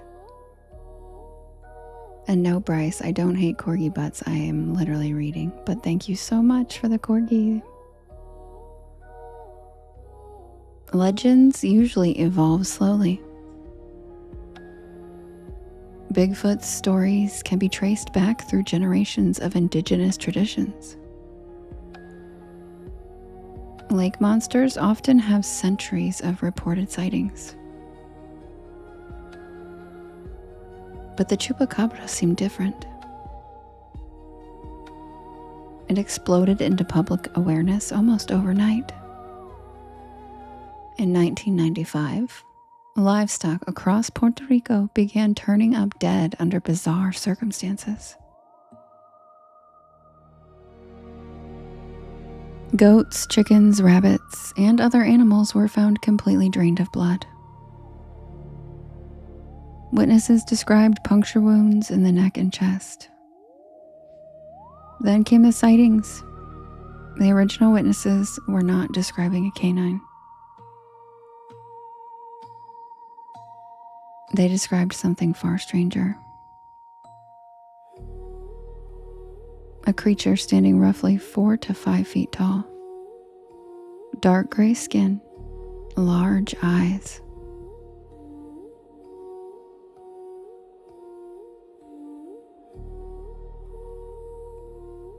Spines running down its back. Long arms ending in clawed fingers.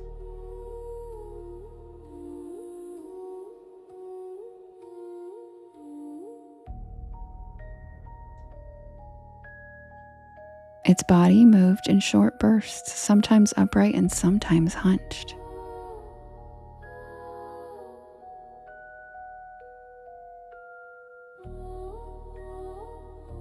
People across Puerto Rico reported seeing this same thing.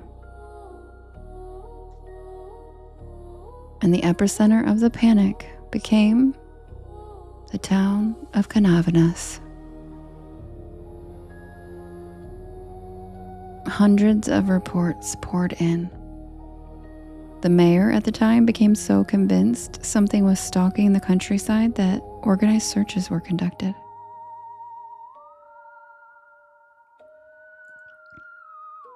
Whether those reports represented hysteria, misidentification, or something genuine remains heavily debated. But one thing is undeniable. The people reporting these encounters were terrified. The folklore itself became tangled with older traditions. Puerto Rico's cultural history is a blend of indigenous heritage, Spanish influence, and African traditions carried by the enslaved people. long before the chupacabra name existed.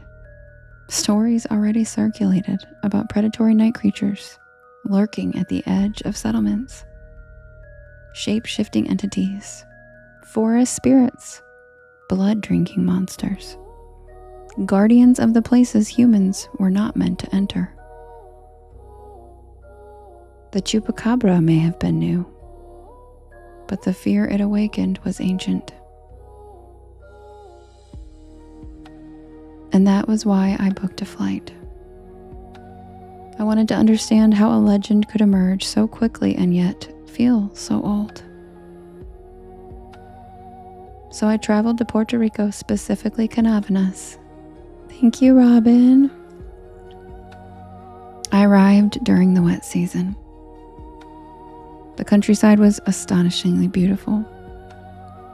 Rolling green hills, dense tropical forests, banana groves, mist-covered ridges. Everything felt alive. The humidity wrapped around me the moment I stepped outside the airport. Thanks, Robin, I love that.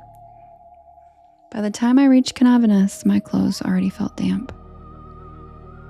I spent the first several days doing what I always do when researching folklore. I talked to people. Farmers, local historians, park workers, long-time residents. Not everyone believed chupacabra, but even the skeptics treated the legend with a strange degree of respect. People laughed about it and then they lowered their voices.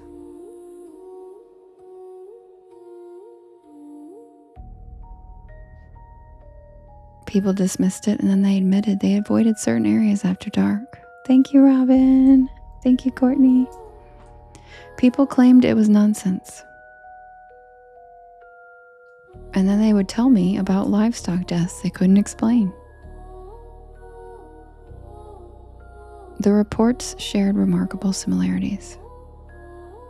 Many sightings occurred near heavily forested ravines and near rivers, near abandoned agricultural land, slowly being reclaimed by the jungle.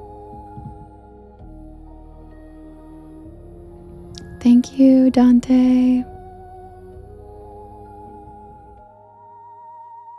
One elderly farmer described a region locals rarely entered after dark.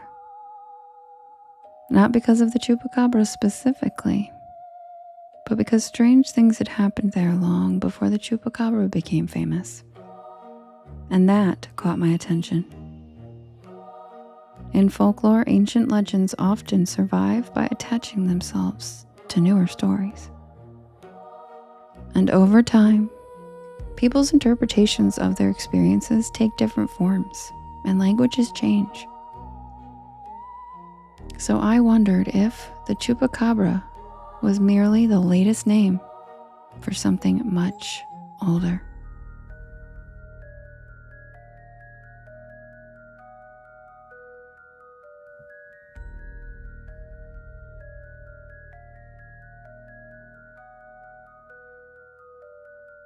A week into my trip, I decided to explore one of those remote regions for myself. The area sat several miles outside of town. A patchwork of overgrown fields, limestone outcroppings, and dense tropical forest.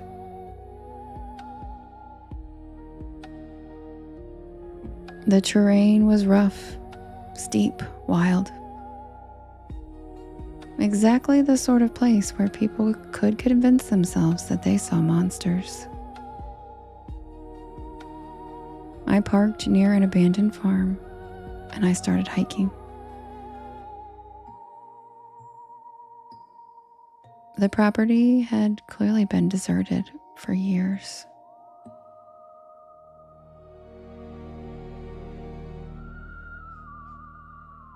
Vines consumed fences. Trees erupted through old foundations, and rusty machinery disappeared beneath vegetation. Everything felt suspended between civilization and wilderness. I spent most of the afternoon documenting the area, photographing old structures, taking notes, comparing locations against historical reports, and nothing unusual happened. At least, not initially. The first thing I noticed was the silence. Thank you, Holly. Not complete silence, just the absence of expected sounds. The rainforest had been loud all day. Birds, insects, tree frogs.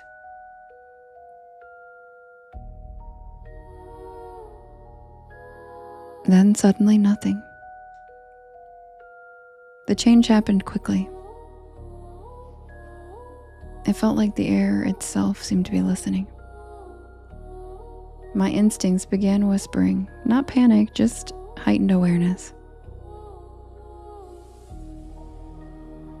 The same sensation hikers often describe before realizing that they've wandered into a predator's territory.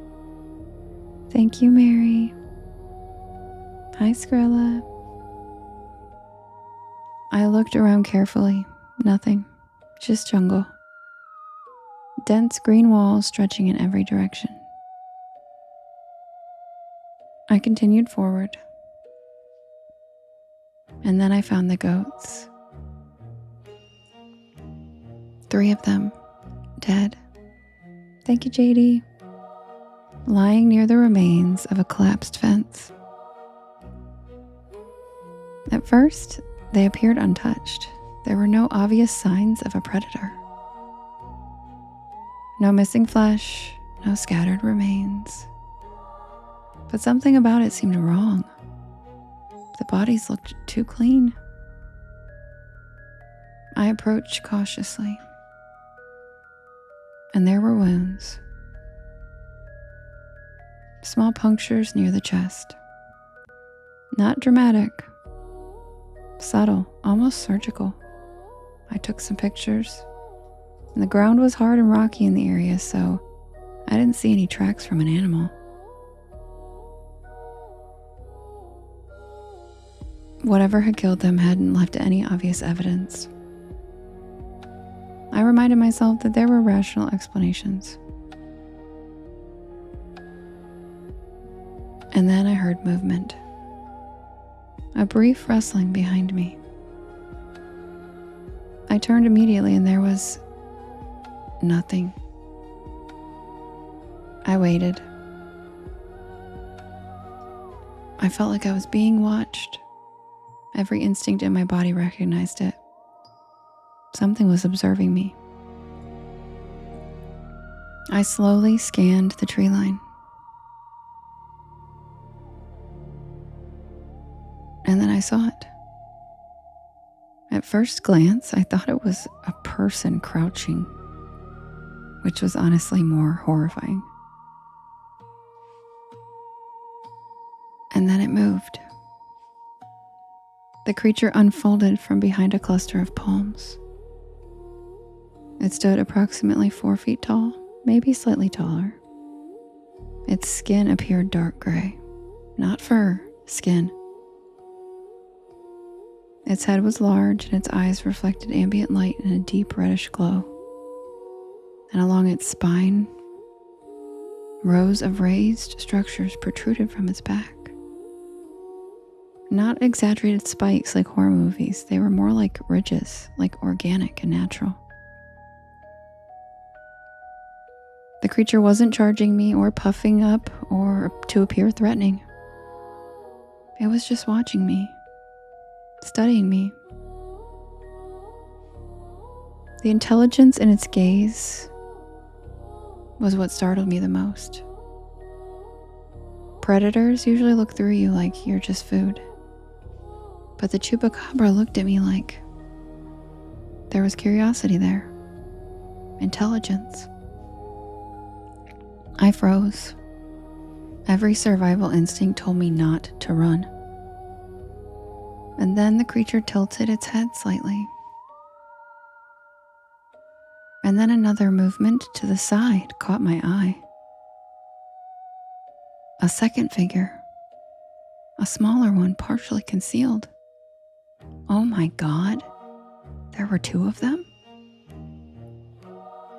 The smaller one remained hidden. And once it saw that I had noticed the smaller one, the larger one stepped forward.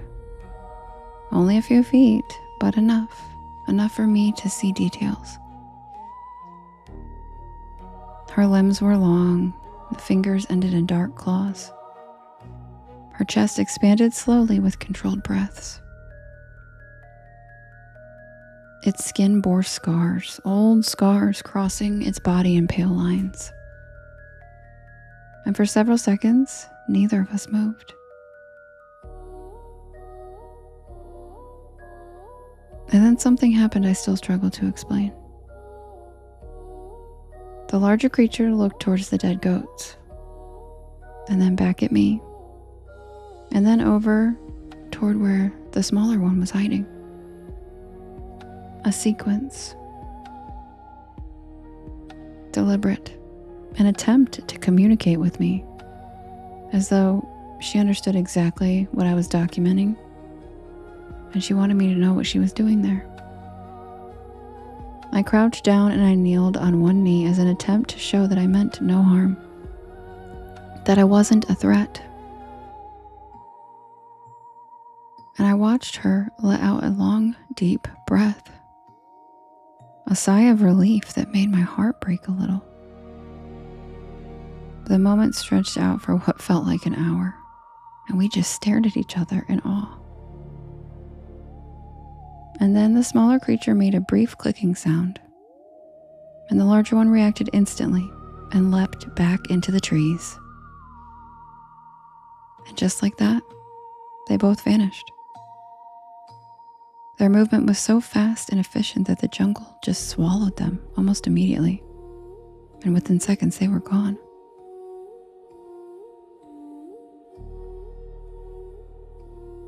I stood there for several minutes, unable to move, trying to process what had just happened to me.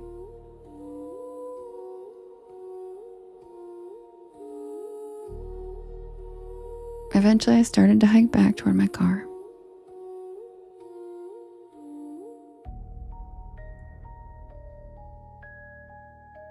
Every shadow seemed alive, every rustle.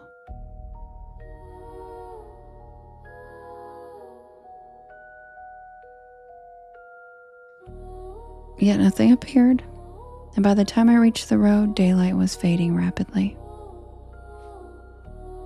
I drove back to town, my head spinning, with more questions than answers.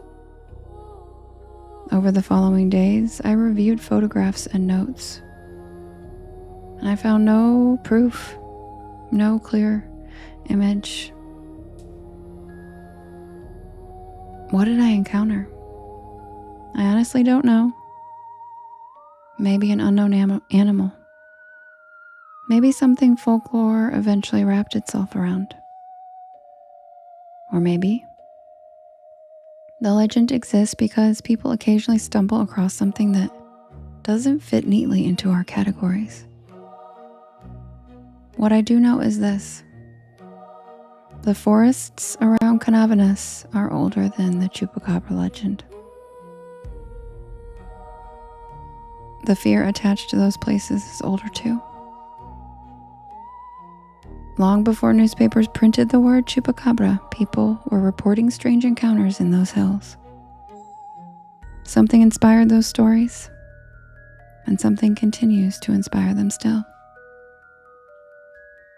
So if you decide to explore the forest around Canavenas yourself, remember that not everything unknown is a threat, and not every mystery wants to be solved. I went looking for a legend, and what I found was a reminder that there are still corners of the world where creatures continue to evade their biggest threat, and that is human entitlement and destruction. I don't know whether the Chupacabra is supernatural or merely an animal that science hasn't cataloged yet, But I can say this. I encountered something in that jungle that was just as scared of me as I was of it. And the terrifying creatures that cryptids warn their young about are humans.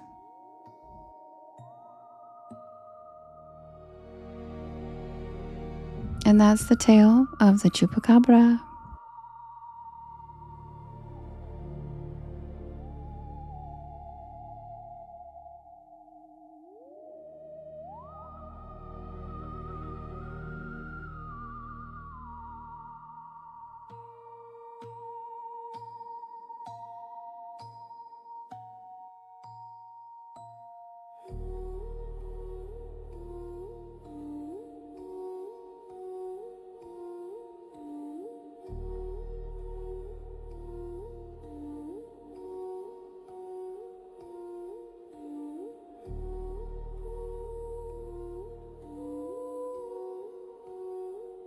Thank you, Corey. I appreciate that.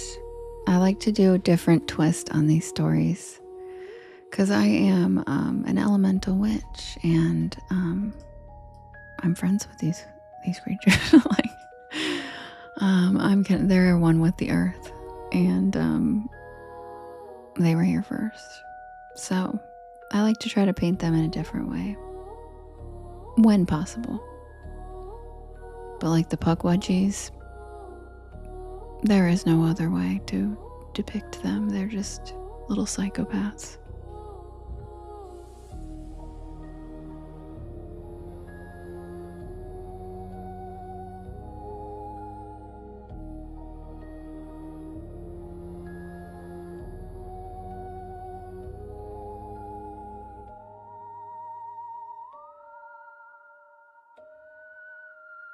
I'm so glad, Corey. Yeah. Oh, your kitchen witch. Hi. Yes. I tried to. Yes. Thank you, Kim. They're misunderstood. Elementals match energy. So when people experience bad, scary, negative ones, and they're like, that's a demon.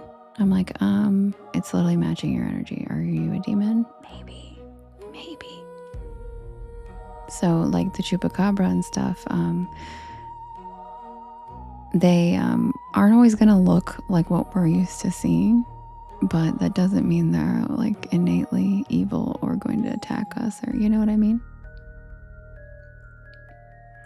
Maui, it's cute that you think that's $1 million idea.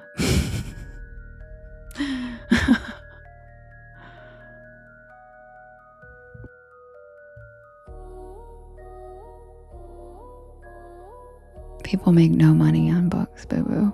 Everybody has to self-publish these days. And but yeah, eventually, I mean, they're on the podcast streaming sites, so there's really no difference. Like, you know what I mean? They're already on there. So it's kind of basically already the same thing. Like every single one of my YT videos is pretty much its own little audiobook. Hi, Annette. Welcome back. Yep, Sherry. Yep.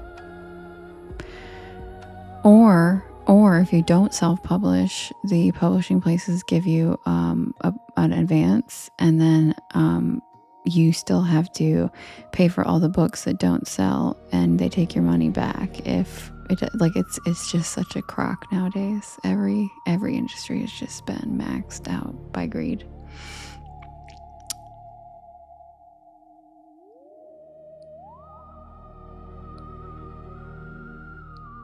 Fairy witch, you're just young. You'll probably discover that you're an elemental witch if you're already into crystals and plants and spirits.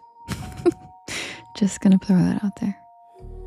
Isn't that lame, Maui? I know, but thank you. And you know what they're basically already out there as audiobooks, like, because all of them are on Audible. Like all my stories are, so you can find them over there too.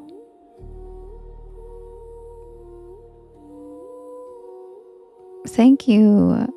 What is it? Peaceful rulers. Thanks. Welcome in, guys. Oh my gosh, Matt. Thanks for the galaxy. Matt. I'm so glad I have my second phone because the screen doesn't show me shit. Thank you, Matt. Oh, that's cool, Beefy. Mary, thank you for the hand hearts. And Sparkly, thank you for the cozy cryptids.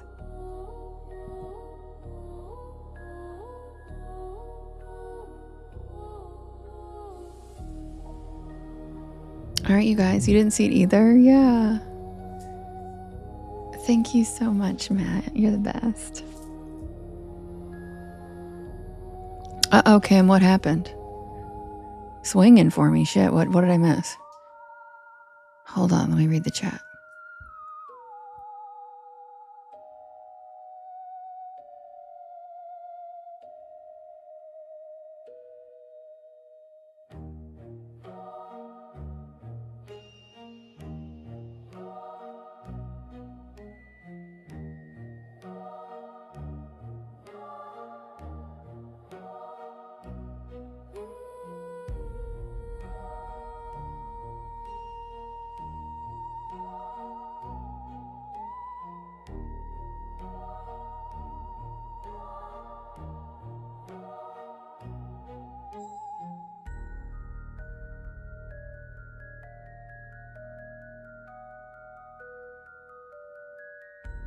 Oh, I know, Kim. I know. Like, seriously? Also, Tommy, it's the second phone. I'm using my laptop. I'm using TikTok Studio. But I do have a second phone. It's not hooked up to a phone number, though. It's not like that.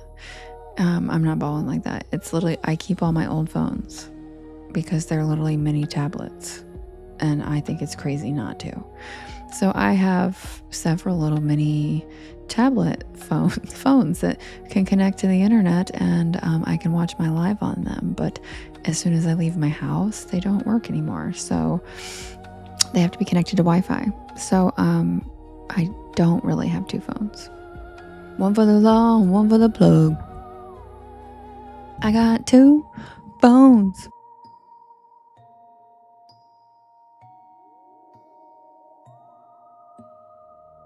Yes, Mary, I do. I see it. I always watch the replays. You're so sweet. But I still like to acknowledge them. Yeah, and if I missed it, exactly, they don't pop up all the time. And if I'm like, this guy did it in the middle of me reading a story and then was like, do you hate corgis? I was like, bro, really? Because if I see it in the middle of the story, I usually thank people after the story, unless it's like, you know, a meteor shower or something where I'm like, oh my God. You know what I'm saying? Like, and guess what? It's at my own discretion, bro. So yeah, just needy, dude. They just need acknowledgement all the time. It's like, oh, you're a good boy. Thank you. Like, dude, chill. Yeah, that's literally Robin. Like, do you hate me? Like, grow up, bro. Grow up. Yeah. And that's why I call them out, because we don't even want people like that energy in this life. Like, go have someone else hold your hand. Bye. I'm not the one, honey.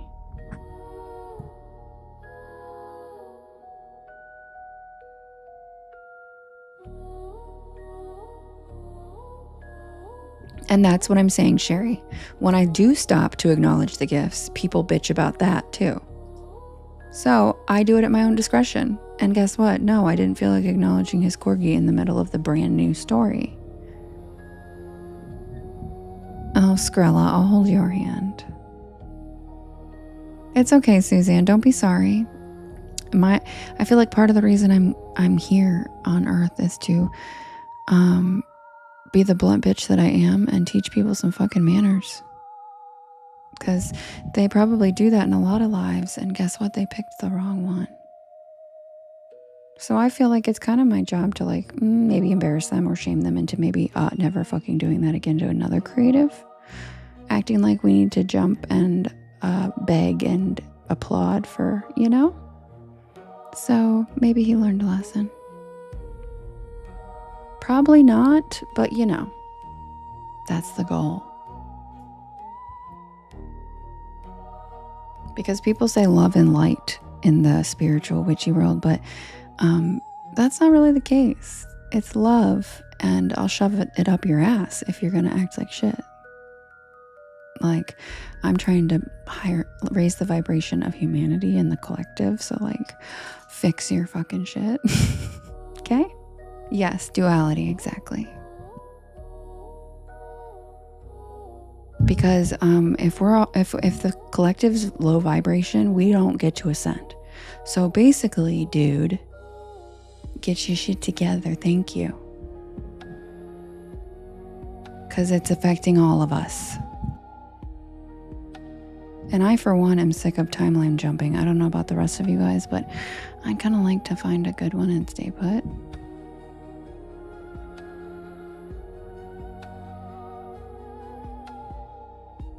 All right, I'm setting up the next poll. Thanks, Mads. I do preach. Thank you, Reverend. Thank you, Reverend. I appreciate that. Thank you, Reverend. I do like to preach. Probably not as much as you, but Skrilla said get him. Wouldn't it have been funny if I was like, no, I don't hate corgis, but I hate you.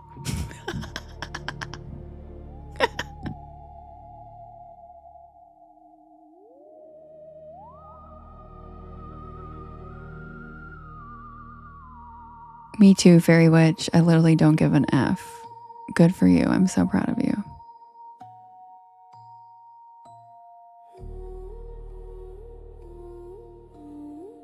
Rochelle said, don't be a Travis.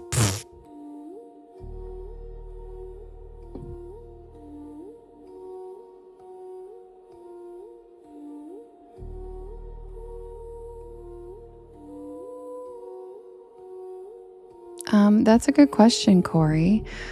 I'm not sure. I'll have to look it up. That sounds pretty cool, though.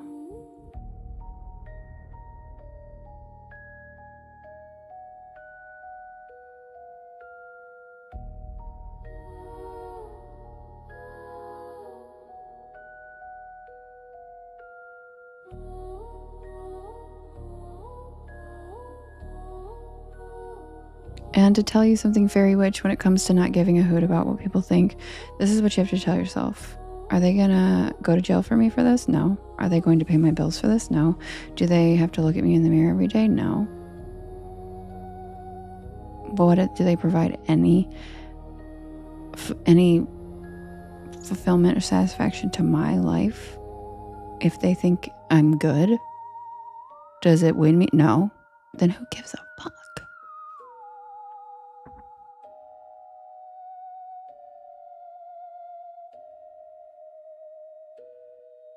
Thank you for the swan, Archangelo. And Mackenzie, thank you for the cozy cryptid and your awesome kitty. And thank you, everybody, for your heart meets. Thanks, Spooky Bestie. CM, thank you for the love you so much. Daniel's son, oh my God. Daniel's son, thank you for the love you so much. Hi.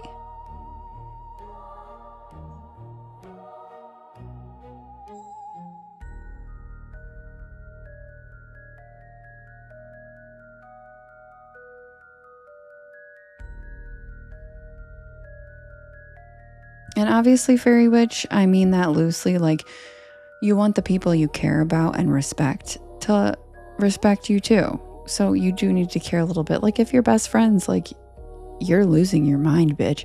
You should probably care about that, right? So there are certain people, I'm not saying middle fingers to everybody in your life, but I am saying to people who are not a part of your life, who are just like judgy strangers or people you know in your town that you don't really give a shit about, like, unless they're your inner circle and they want what's best for you, bye.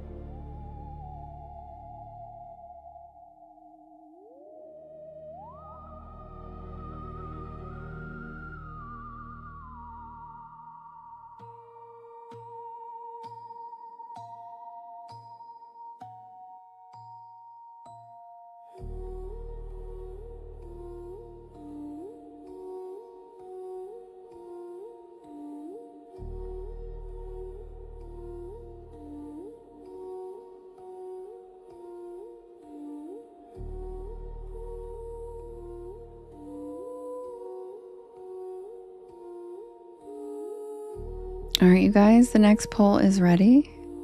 We have the door in the water, also known as the Selkies. We have the Fresno Nightcrawlers. We have Haint Blue. We have the Tree People. And we have the Deep Woods Anomaly. You can vote in the top left-hand corner. There is a blue box. And you can vote up to 50 times. And you can vote for more than one story. We have the door in the water. The Fresno Nightcrawlers, Haint Blue, the Tree People, and the Deep Woods Anomaly. Who's it gonna be?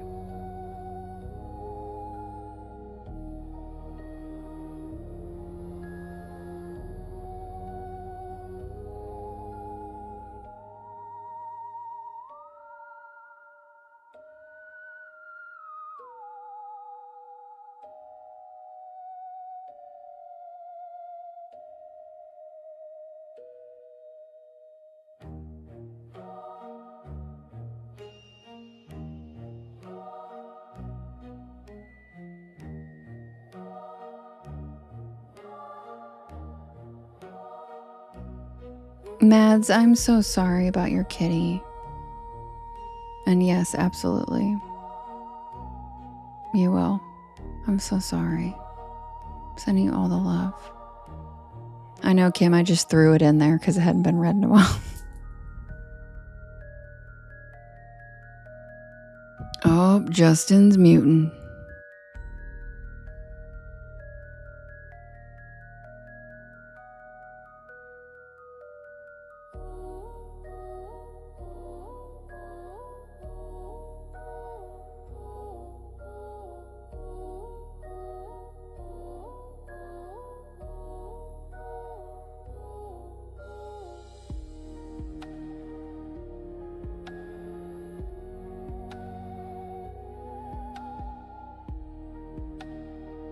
Burger King, Skrilla.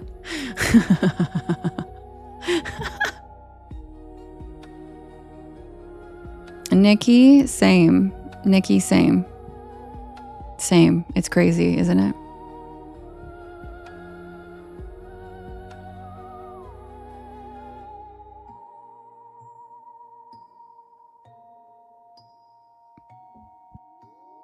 Thank you so much, Janae. Hi. I love the tent.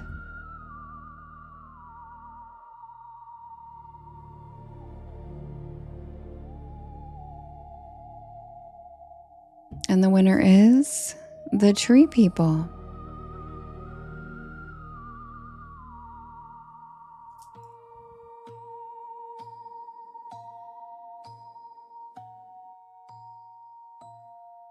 Emmy, I have not seen it. What?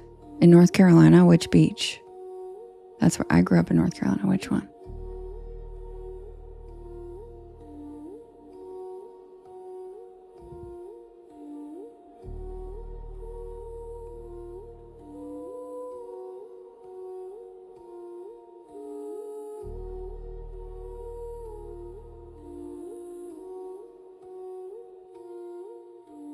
Yes, Amanda, you're in luck because this one hasn't been read in a while. Thank you, Janae.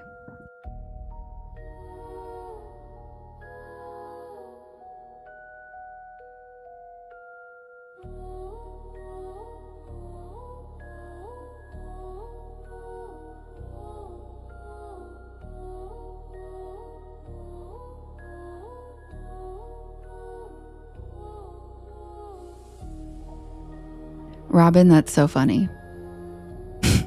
Hi, Lacey.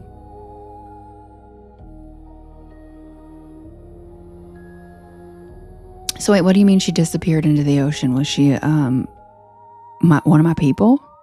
Was she one of my people? Or like, was she unaliving herself? Was she like walking into the ocean like a normal sad human? Or was she like, fuck yeah, the ocean, and she dove in and never came back? She was holding 2 dead fish. Oh shit, it's one of my people. Fuck. Oh no. Yep, it's a siren. No selkies or seals. It's one of mine. And she's mad.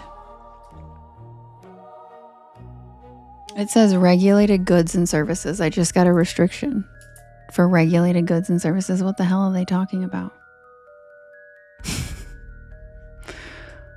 What, walking into the ocean?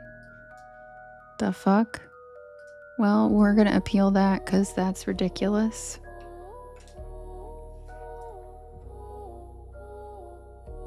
That's incorrect.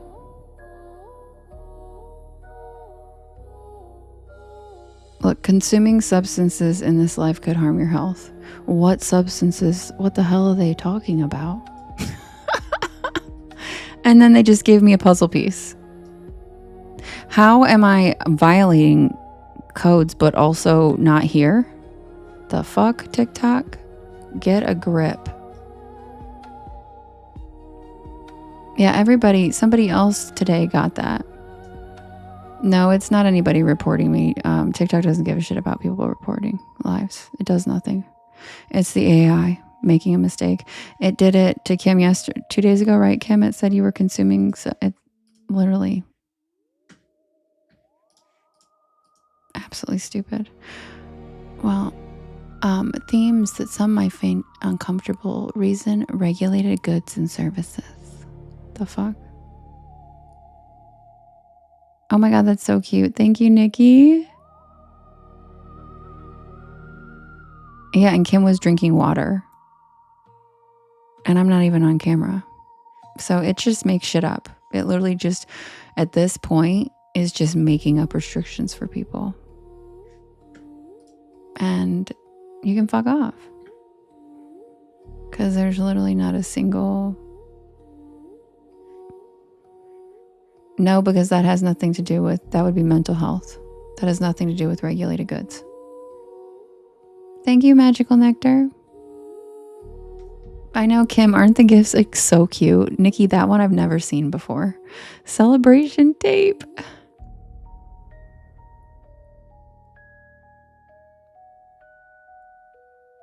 Yeah, we weren't even talking about any substances. Like, what the actual fuck?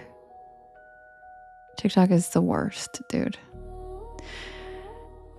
Anyway, and they wonder why I'm streaming on other apps now instead. No, it's not the flames in the background. I've literally had those for a year. So it's not the flames in the background. Yeah, who knows, Gina? Who knows? Plus the substance one is consuming substances, which means they saw me consuming something, which is a complete bullshit restriction because I'm not even on camera. So there's not even a person consuming anything on camera, which means it's completely false. Yep. What they did was they didn't want to pay human beings. So they just launched really shitty beta AI that they haven't fucking worked out, that doesn't understand anything and doesn't read sarcasm, doesn't understand human interactions, doesn't understand anything. And they just rolled it out so that they didn't have to pay anybody and they could just do this shit to everybody. And it's fucking annoying. So TikTok, fuck off. Got it? Thank you, Sherry. Thank you, Sherry. Thank you, Janae. Thank you for the window. And thank you for the hanging lights. I love those Edison lights. Those are my favorite lights.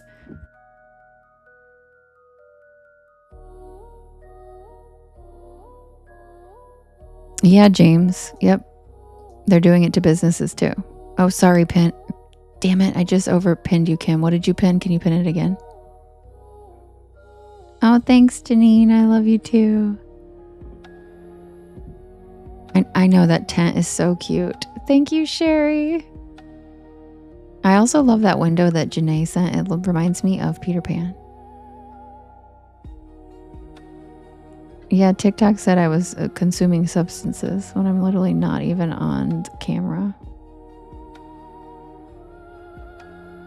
Thank you, Viola. Thank you, Janae. That reminds me of Peter Pan. Spooky Bestie, thanks for the hat and mustache. Nikki, thanks for the seahorse pop.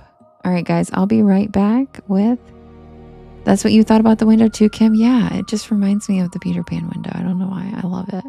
It's just really pretty. Plus, I love anything that's like periwinkle and lavender. Okay, you guys, I will be right back with the tree people. And you know, now that we've got consuming substances, ding, I might as well just like hit my vape right here. I might as well just toke like shit. We've already we're under the substance flag now, guys. Let's party.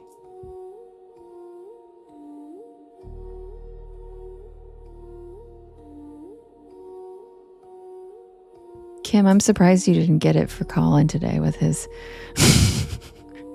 snow rant.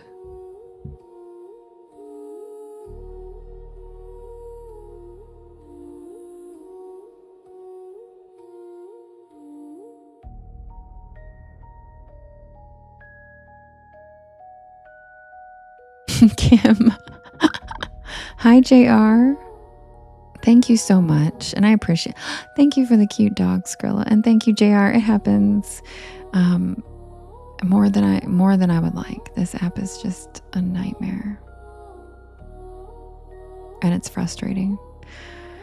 But it is what it is. That puppy was so cute. Thanks, Skrilla. And Nikki, seahorses. I love them. Seahorse, see hell. Did I have a seahorse party? Who didn't invite me? Ooh, amped up. Is that a subwoofer gift? Or an amp, I guess, gift? Yeah, really, they do, Captain Turtle. Turkle. Oh, I like Turkle.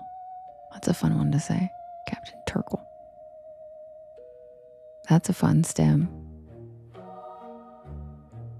You watch my YouTube videos after Love Island because you're my... Aw, I love you, Janae. Thanks. Turkle. That's a new word I like. Turkle. Tanya, thank you for the sea of love. Seahorses. I love them. Seahorse, see hell.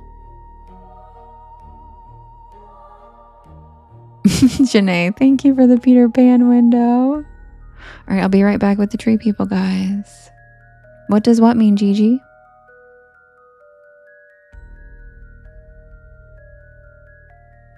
Not my chair, not my problem, Vanessa. Exactly. Thank you. Look at him. Mr. Walkway. Lead me to the building. Fuck you. Oh, what does turkle mean? Oh, I don't know what it means. I think it looks like turtle, but turkle? Not turkey. Yeah, it looks like turkle. Like a turtle, but with a K. Just a fun word. I have no idea what it means. It's just their screen name. Hi, Angry Beaver. Welcome to the porch. Kim. Baby Choop Choop's so cute. They've deemed him a controlled substance. It's just too cute. You gotta take him in doses. Oh, we got corn.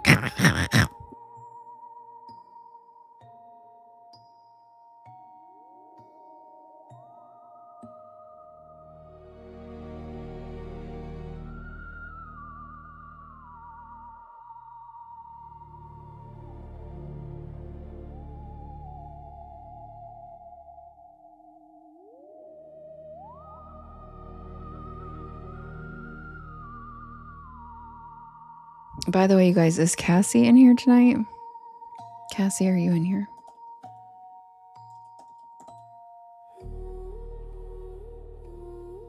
Oh yeah, corn. Maybe that's the substance, is the corn.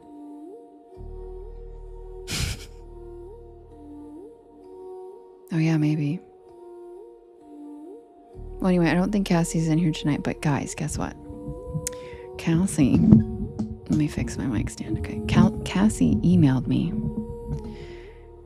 and she said that her aunt or somebody bought some land, and she's setting up like a little Airbnb cottage village in Tennessee. Okay, hi Rock. You saw her earlier. Damn it, I missed her. I wanted to talk to her. Anyway, so she emailed me and said that she is in charge of decorating and making the themes of the little cabins. Okay? And why did she ask me if she could make a porch lore themed cabin? And I want to cry. And she emailed me like 2 weeks ago and I just saw it now. And I'm like crying. I'm like, I want to talk to her so bad. Oh my God, oh my God, oh my God. And like she said she wants to make it the theme of like the colors and the different story characters and like the like print bedding. And I'm like, oh my God. What did TikTok do now, Lily?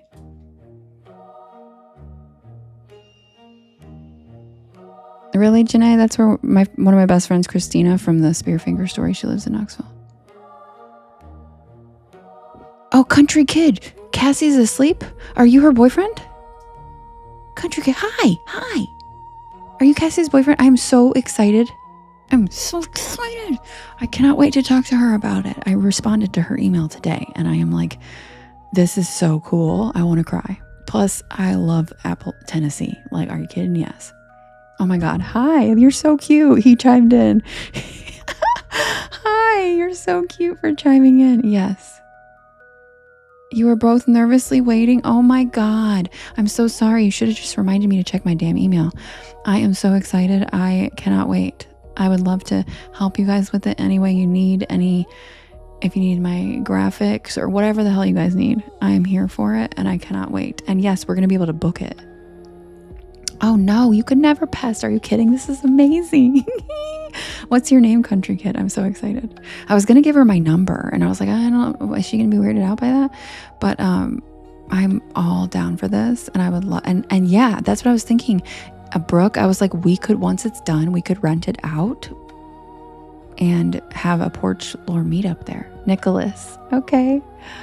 That's so cool. Yeah. Okay, Nicholas. She wouldn't be weirded out. Okay, good. But yes, when she's not asleep, tell her I am so excited. I can't freaking wait. Tell her I'm sorry I don't check my email very often. I am ADHD and email is one of those things I'm bad at checking. I check it like every couple weeks and I go through the whole thing for like an hour. So I know, a country kid, I know. I love her. And I'm like, is Cassie here tonight? Thank you so much. Nicholas, I'm so stoked. And I don't live that far from Tennessee. And I'm actually going to be in Tennessee in September. I'm going to be cruising through Tennessee because my friend Christina is getting married in Chattanooga. So we could meet up. Yeah. So guys, I wanted to share that with you guys so that we can all get ready to book this cabin for a year straight to help support Cassie and the porch lore cabin. You work in Chattanooga? Oh my gosh, I'm going to be there for a wedding in September. My friend from Knoxville is getting married there. Oh really, Janae? Anyway, yes, Nicholas, thank you for letting me know. It's near Falls Creek Falls. Oh my God, I love waterfalls too. Yes, this is amazing. I am so excited. I'm so excited. That would just be the best thing ever. It'd be so much fun. Thank you, Nicholas, so much for chiming in and letting me know. And tell Cassie I can't wait to talk to her about it. I'll send her my number. Because she messaged me through the, what's it called? The Linktree link. And that one goes through my email, but it looks like weird and I can't. At first it looks like spam. Do you know what I'm talking about? Yes, I'm so excited and I just can't hide it, Justin. And Skrill said, don't go chasing waterfalls. I do love waterfalls. Anyway, guys. Oh, Esmeralda, yes. Anyway, thank you, Nicholas, for updating me. I'm very excited to talk to you guys about this. And I just wanted to tell all the porch pals how excited I am. Even though I didn't think Cassie was in here and her lovely man, Nicholas, is. Yes, and Matt lives in Tennessee, so. Yes, Captain Turkle, I should write a story about it. Oh, yeah, once it's up and running, I'll be like, we had a really spooky encounter in this cabin. All right, guys, I'll be right back with Tree People. Sorry, Puerto Rican Shorty. One of the porch pals is doing a cabin Airbnb village thing, and they want to make one of the cabins porch lore themed, and it's very exciting. Oh, it's your dad? Oh, it's your dad? I'm so excited. Oh my God. I cannot wait. And I'm very outdoorsy. So I'm down. So down. It's your parents. I love this. I love this, Nicholas. I cannot wait to be part of it. I can't wait to anything you guys need. Or just send me a picture, whatever. It's so cool. It's going to be in Tennessee. Okay, guys, I'll be right back with the tree people. Sorry, I just got really excited. Be right back. Plus, I mean, it's very fitting how many spooky stories I base in cabins in Appalachia. Oh my God, I cannot wait. That's going to be amazing. I cannot wait. He loves scary stuff. I love it. Yes.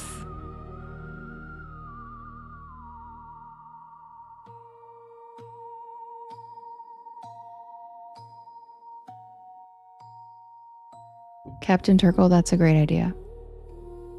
I love that all the cabins are going to be different themes. It's so cool.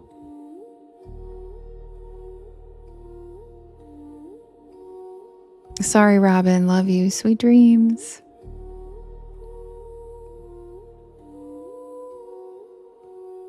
Wait, what, Scout?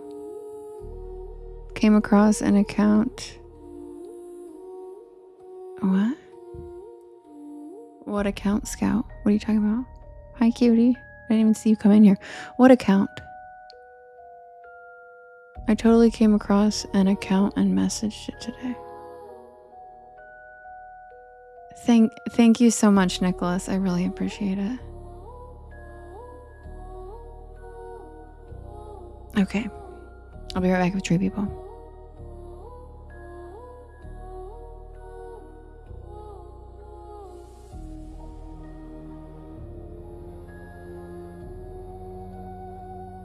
Right, Amanda? I totally can't wait to go.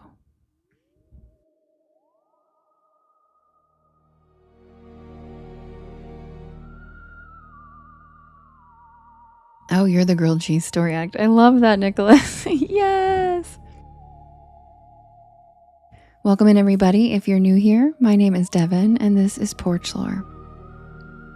And I tell spooky bedtime stories to help you relax your nervous system and fall asleep. And I'm here every single night from 10 p.m. Eastern Standard Time until about 1 in the morning. Grab a beanbag chair, grab a hammock, sit back and relax, and get ready for the tale of the Tree People.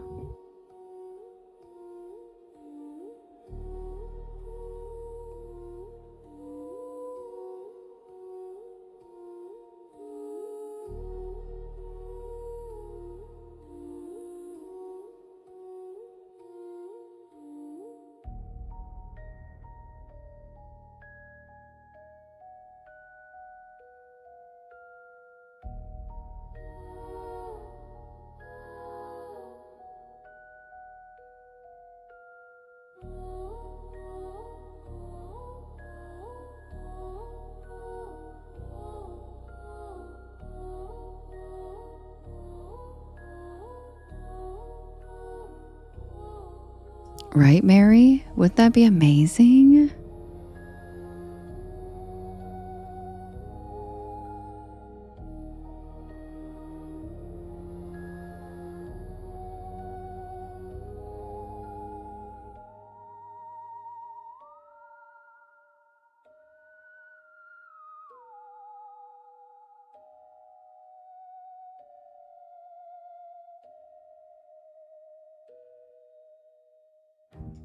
Submitted for the approval of the Porch Pal Society, this is the tale of the Tree People.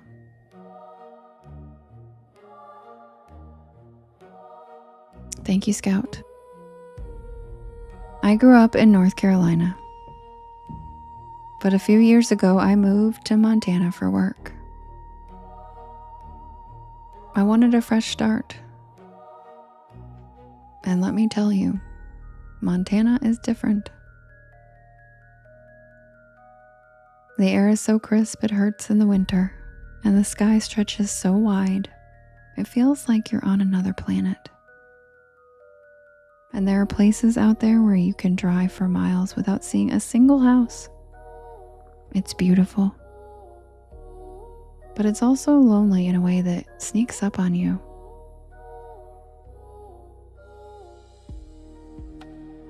I found that out the hard way when I took a solo weekend trip to a cabin in the middle of nowhere. It had been a long week at work and I wanted to get away. Good night, Beefy. Love ya. See you tomorrow.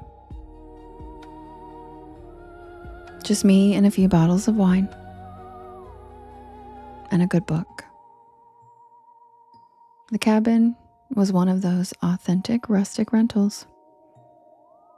You know, where they basically disclose in the listing that there's no Wi-Fi, no TV.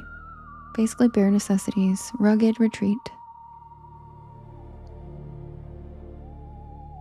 The kind of place that sounds like a dream until you actually realize you're completely cut off from civilization. You guys, this baby spider just landed on my mic again. This spider literally loves me. Hold on.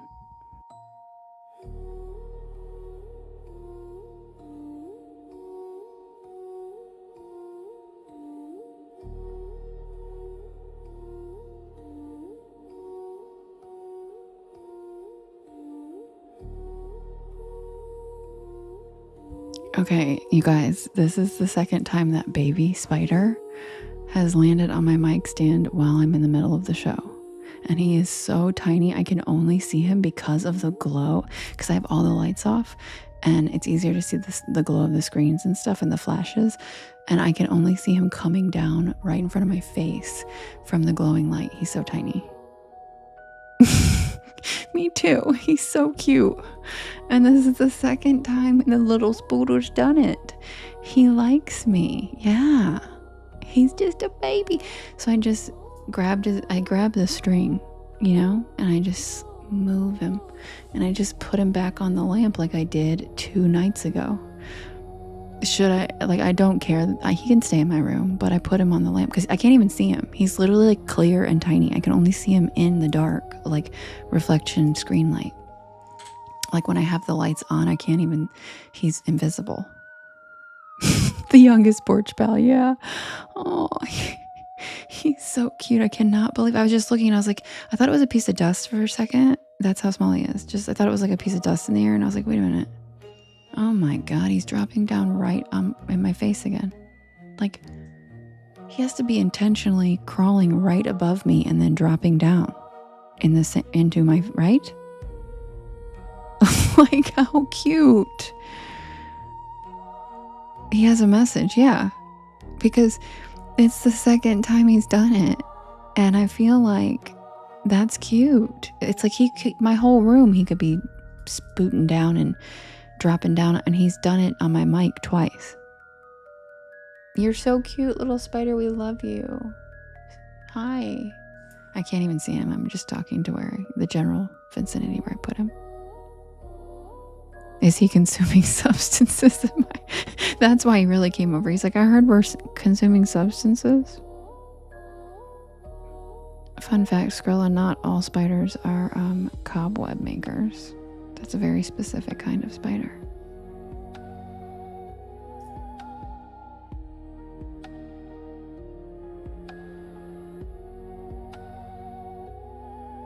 Yeah, Hims enjoys the stories.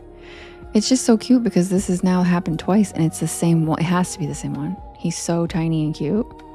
Or there's millions of tiny spider babies hatching from the ceiling of my bedroom, which is also a possibility.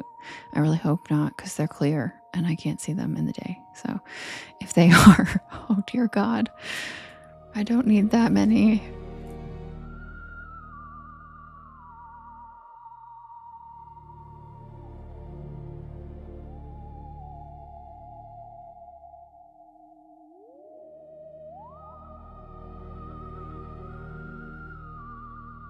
Yeah, he likes the stories. Okay, anyway, guys, sorry.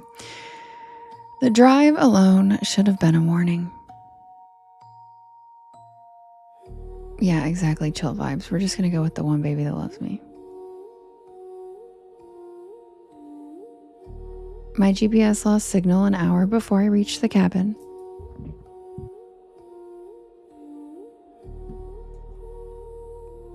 The condition of the road kept getting worse. Potholes deep enough to swallow a tire. Barely enough space for one car. The trees pressing on both sides like they were trying to keep me from getting through. I told myself everything was fine. I wanted an adventure, right? When I finally pulled up, the place looked abandoned.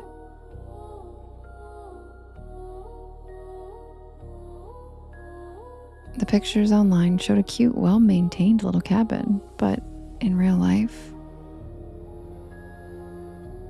the porch sagged, the windows looked dirty, and the whole thing had this forgotten, unloved feeling about it.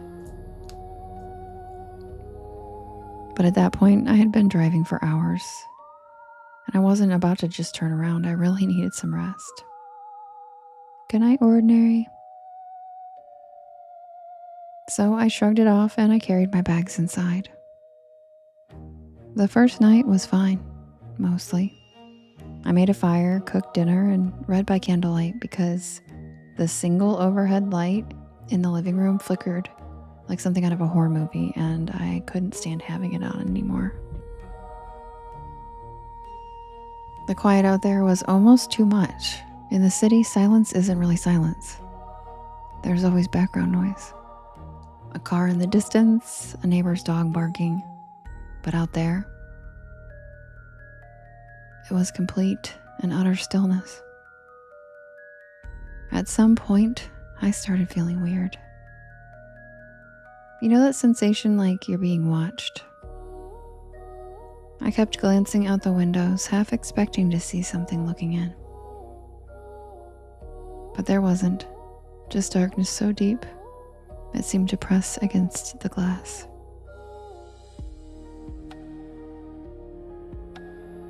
Oh, thanks, Kelso.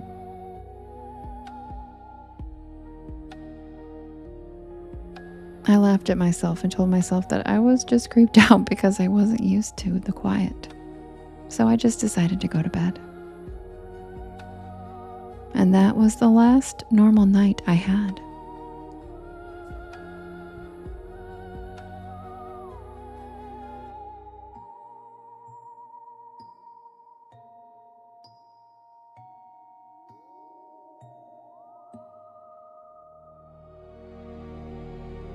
The next day, I went for a hike. There was a trail behind the cabin that led to a ridge, so I figured I'd go check out the view. It was beautiful. But after a while, I got that weird feeling again, like I wasn't alone. No birds, no rustling leaves, there was just silence.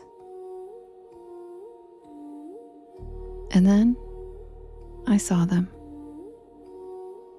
At first, I thought it was just shadows moving in between the trees. But then I realized, no, these were figures. Tall, too tall, and thin. They didn't move in a normal way either. Not like people, more like marionettes. Their limbs bending at odd angles as they stepped in between the trees. Yep, pretty much the most horrifying way you could imagine a person moving their body. I stood there frozen, watching them in horror. And then, all at once, they stopped. Every single one of them.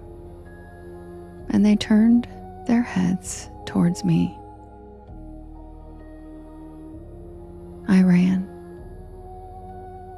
I don't even remember making the decision to run. My body just took over. The hike up there had taken almost an hour, but I swear I made it back to the cabin in just a few minutes.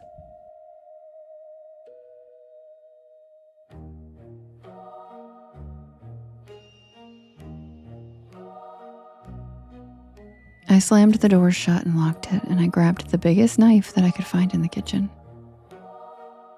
For hours, I sat there staring out the windows, listening, but there was nothing, just silence.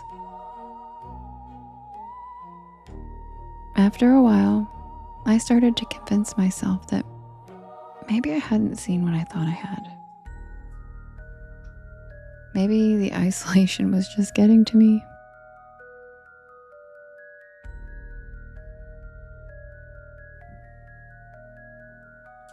But that night, I woke to the sound of tapping on my bedroom window. But the bedroom is on the second floor. The tapping was rhythmic and precise, like something was knocking. I didn't move. I didn't breathe. I just laid there staring at the ceiling. And then I slowly turned my head toward the window. And there was a face pressed against the glass. Not a human face. Not even close.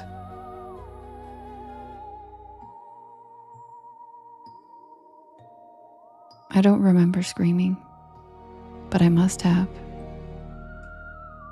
because my throat was raw by the time I finally managed to move. I grabbed my car keys and I ran downstairs. I didn't even care about my bags. I didn't care about anything except getting the hell out of there. And when I yanked open the door, I stopped dead in my tracks.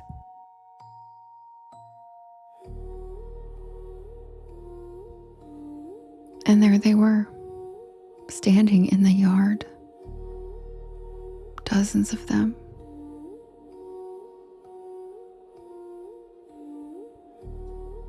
Their heads all tilted, like curious animals as they looked at me. Hi, Jade. I ran. I don't know how I made it to my car, but I did. The second I got inside, I locked the doors and I started the engine. Headlights washed over the trees, and just for a second, I thought they were gone. Hi, Rachie. And then I saw them in the rearview mirror right behind my car.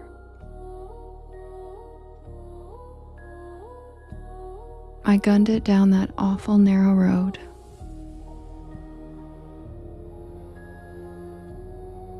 Rachie, I'm so sorry to hear that. I'm so sorry. Welcome in.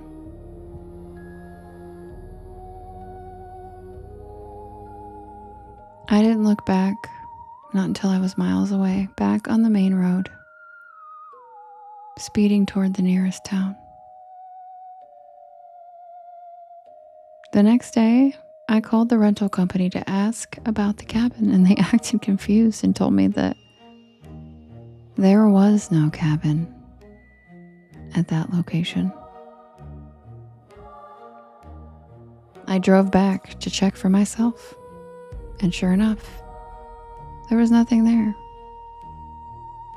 Just trees. Tall, strangely bent, thin trees.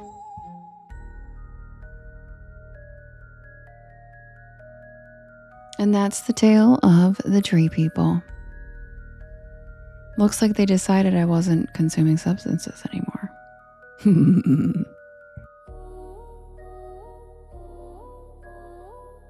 Thank you, Cujo. Welcome in. Chill Vibes, thank you for the camping. I love those. God, it's cute. Like, look at the pink tent. Oh my God, the tent has a window. Like, that is so cute. It's like my dream. The tree people's your favorite story, Jade? It's Don's favorite story too.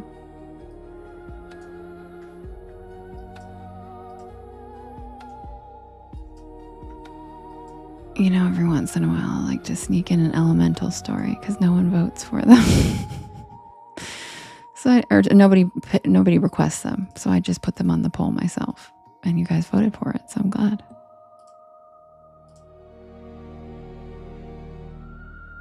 From the originals before you started releasing.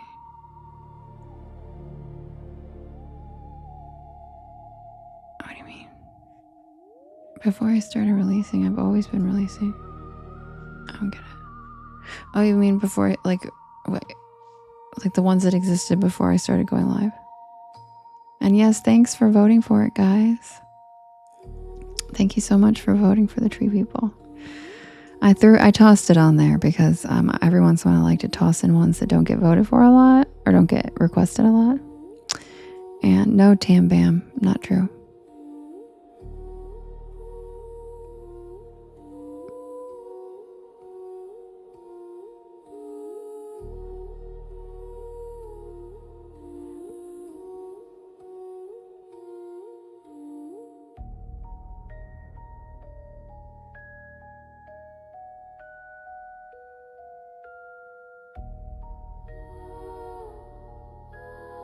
Exactly, Rachie. There's no ball sack on that pink tent. She's right.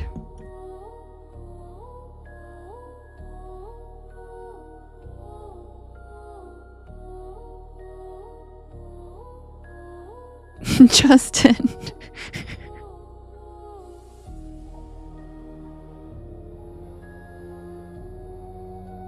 Welcome in, everybody. If you're new here, my name is Devin, and this is Porch Lore.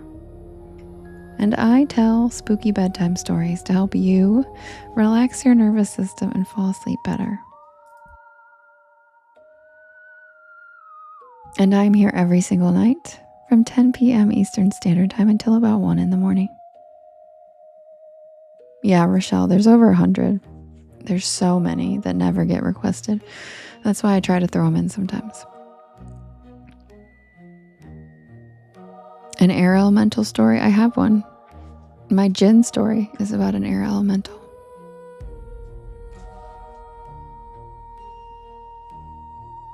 Thanks, Rachie. Yeah, I throw them into the poll. And usually, if you guys see that, it's one you guys haven't heard a lot or at all, you guys will straight up vote for it. So I kind of knew because I was like, I don't even know if a lot of the people have heard this one. Jamie said I was almost falling asleep and I heard ballsack. I'm sorry, Jamie. Thank you, Matt. Matt, I'm proud of you for holding back on that. If you're not flicking the bean, you better be tapping the screen. I'm proud of you. I really thought I was going to see that tonight. Hi, Squeaks. That'll do it, Skrilla. That'll do it. That'll do it, Kim.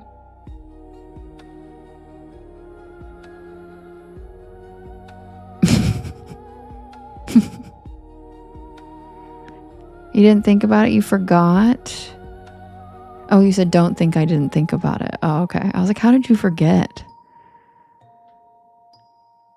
Yeah, you heard what you heard. Yeah. And Matt was like, I'm using that tonight on the porch. And I was like, because you know who said it? Are they still in here? Sharper was like, if you're not flicking the bean, you should be tapping the screen. Sharper. And Matt was like, I'm taking it. Matt, there could be a lot worse things for you to be associated with than that. I mean, the ladies, love that. So I could think of a lot worse things. Spooky days are here. What's your first spell? Huh? ¿Por qué? Dafa? Who is Brooke? Skrilla. Just wasn't on your bingo card. I love it. Justin said bean flickering was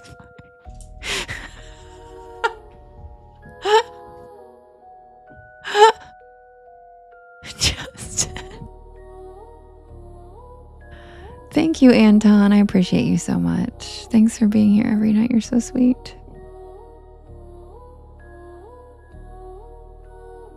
Oh my God, she was sitting in the hailstorm. Hi, Jessica.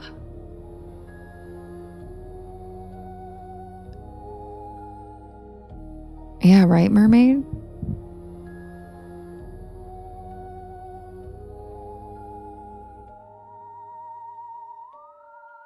All right, you guys, you know what time it is.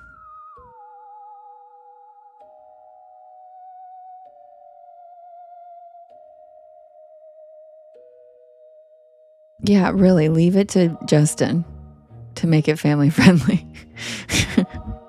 Plus, I'll give you guys a hint. Kids have no idea what the hell that means. I used to sing Alanis Morissette. Will she go down on you in a theater? And I had no idea what that meant. I didn't even know what she was talking about. So, just a reminder, kids don't know what that shit means. They have no clue.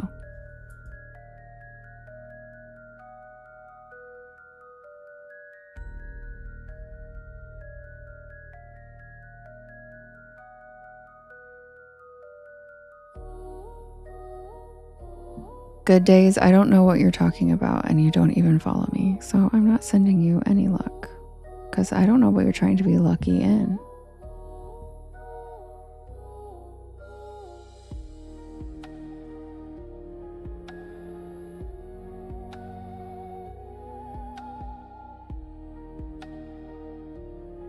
Oh my god, that's so funny, Caitlin.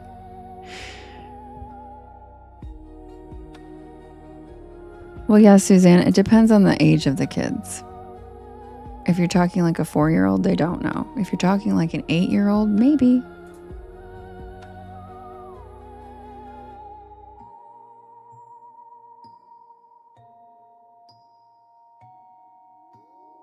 Yeah, but Lady Rose, if they ask, then you say, oh, she was going down in the theater to pick up the candy that she spilled all over the floor, because that's what responsible people do.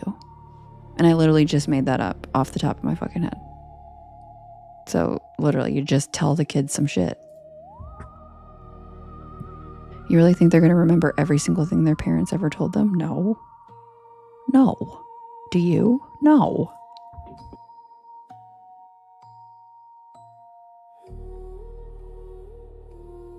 Oh my god, Anna, I love that. That makes me so happy.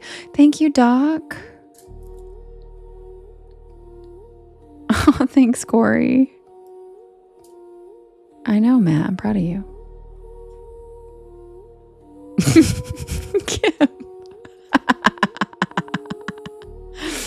Kim said you gotta get that look out of the mud.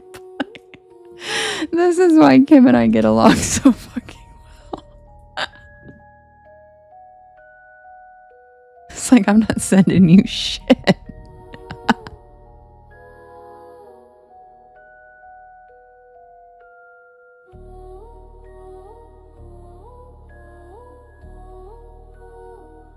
Because, like, that's the thing about witch stuff is send me some luck. What luck to unalive your girlfriend? No. I don't know what the hell you want that luck for, bro. But I think the universe would probably give it to you if they felt like you deserved it. So, no. No thanks. Yeah, Mary, you have to improvise for sure. Good night, Corey. Sweet dreams. Oh, you're not gonna... Corey, you're gonna miss the last story. Yeah, brah. Exactly, Whitney. If I say brah or boo-boo, you know, watch out. Yeah, Sherry, who comes in and asks for things, doesn't say hello, and doesn't follow me. The fuck? No. Yes, strange man, let me bestow magical luck on you. What the fuck? Not until I get some full contact cuddling. Hello?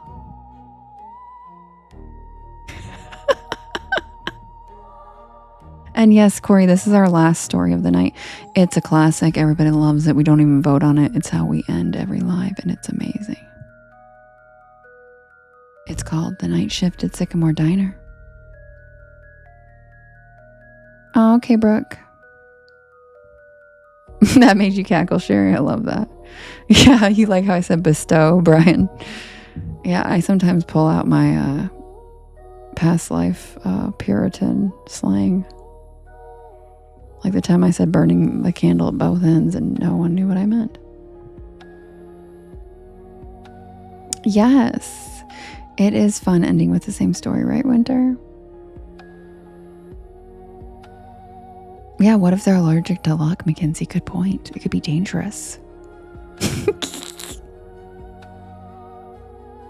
And this story goes out to all of you full contact cuddlers out there. Get them. Get them good and hard.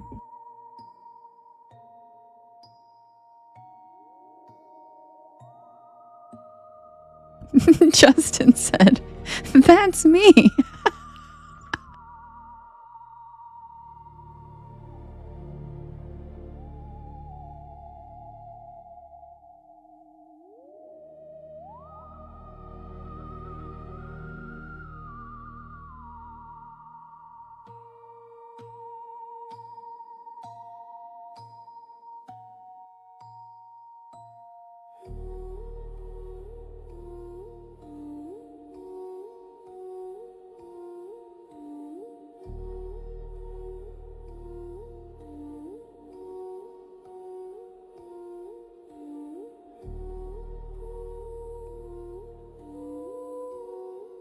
Grim, what are you feeling intimidated by the full contact calling?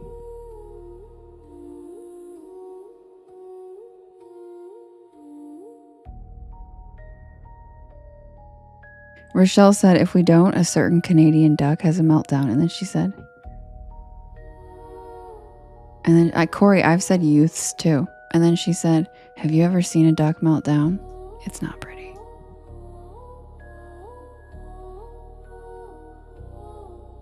Andrew said, I'm not sure you want to see Molly all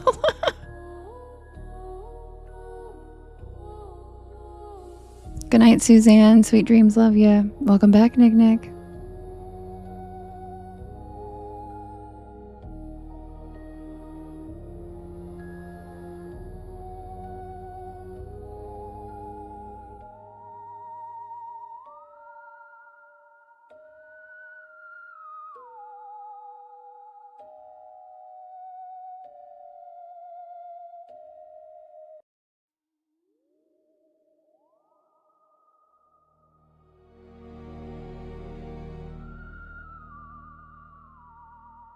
Submitted for the approval of the Porch Pal Society. This is the tale of the night shift at Sycamore Diner.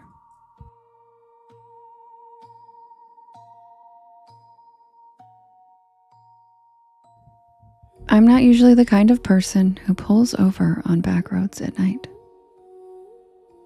Not unless I absolutely have to. But that night, something about the storm, the long drive, and that growling pit in my stomach convinced me otherwise. I was hungry. Skrilla. It was late October, and I was headed back to campus after a weekend visit with my friends in North Carolina. Thank you, THX. I had a midterm on Monday, and my plan had been to drive straight through. 5 hours, no stops. But then came the rain. One of those cold, slanted, whispery rains that creeps into your bones and makes the windshield wipers sound like a heartbeat.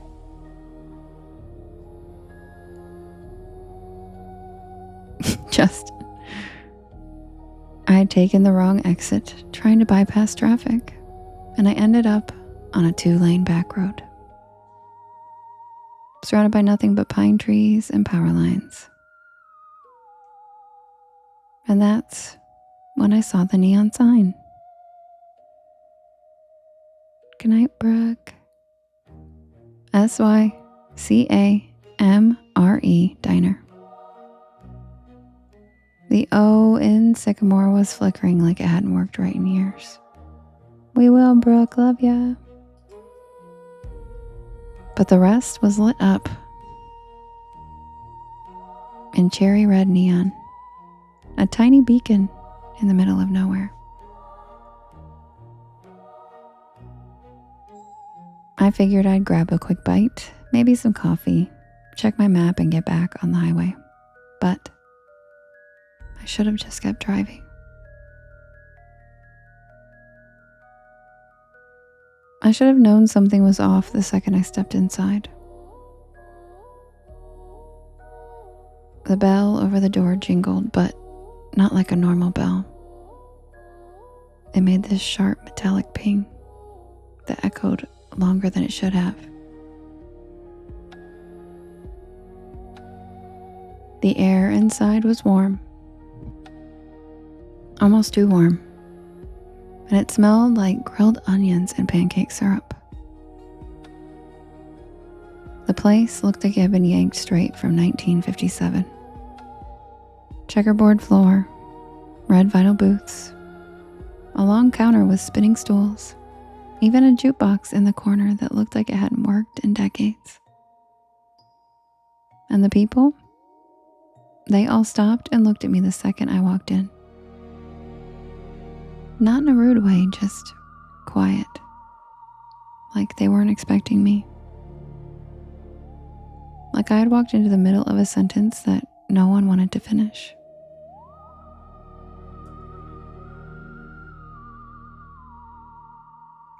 A waitress, tall, with a beehive hairdo and a light blue uniform, smiled and waved me over. "You get caught in the rain, sweetheart," she said, handing me a laminated menu. I nodded, still trying to shake off that weird feeling. Yeah, the highway's a mess. She chuckled and patted my shoulder. "Well, you're safe here. Sycamore's always open for travelers." I sat down at a corner booth. The vinyl creaked, and I remember the jukebox shifted songs by itself and started playing some slow doo-wop ballad that I didn't recognize. CJ, I love you. I looked around and everyone looked normal, sort of. There was a trucker with a thick gray beard, drinking coffee at the counter. A young couple whispering to each other in a booth by the jukebox. And an older woman stirring tea like she was lost in thought. But they all had the same look in their eyes, like they were there, but also somewhere else. Like they were watching me out of the corner of their eyes, even when they were looking down. Thank you, Robert. The waitress came back with coffee. Strong, hot, and surprisingly good. And I ordered a grilled cheese with fries. Simple, safe. She wrote it down with one of those clicky pens and said, "Don't worry, it's on the house tonight." That was my second red flag. No diner just gives food away. While I waited, I took out my phone to check the map. No signal, and I mean nothing. No bars, no Wi-Fi, not even GPS. Just a blank screen with a spinning wheel. I glanced out the foggy window, and the storm was still going. Thank you, Doc. But now the wind had picked up. I could see the power lines swaying like jump ropes in the dark. But the diner stayed perfectly lit, not even a flicker.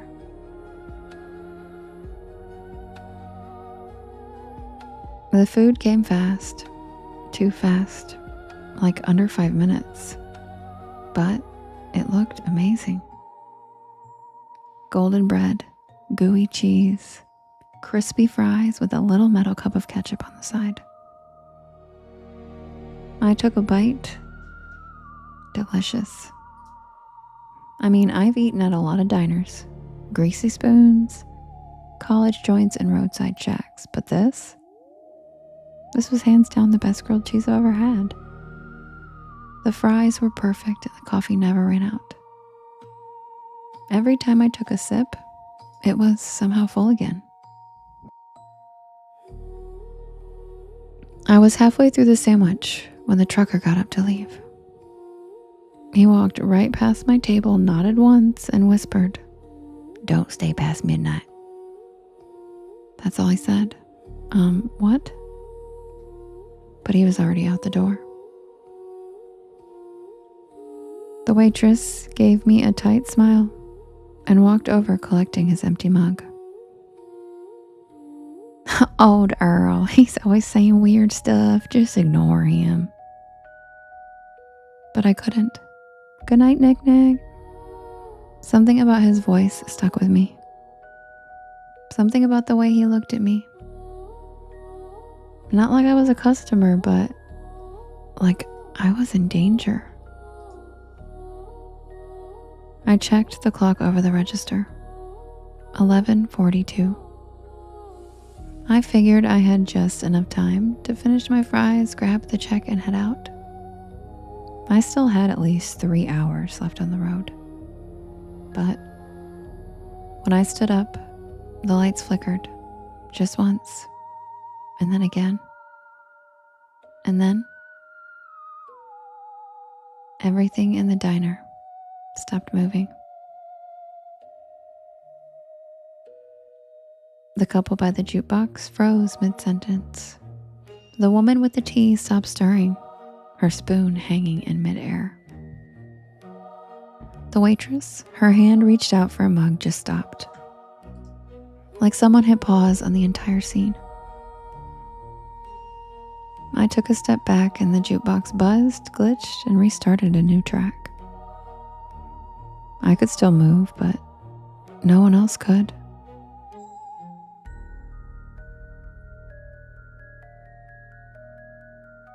And then I heard it. Not music, not a storm, a voice. Not coming from anyone I could see, just a whisper that seemed to echo from the walls themselves. I backed toward the door, my heart hammering in my chest, and I turned the knob. Locked. Of course it was locked. I tried the windows, but they were sealed shut. I started banging on the glass and shouting, but no one was outside. Just the wind in the rain and that flickering red sign. SYCAMRE. I turned back toward the dining room,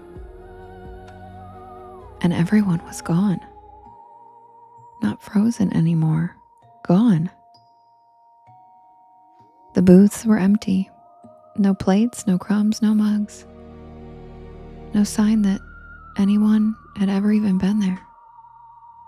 Except for my plate. Still warm and still half-eaten. And then I saw the waitress. She was standing by the kitchen doors, her silhouette backlit by flickering fluorescent light. Her face was wrong. The same smile, but her eyes were empty, black and endless, like someone had painted over them. "You shouldn't be here, honey," she said in that same cheerful voice.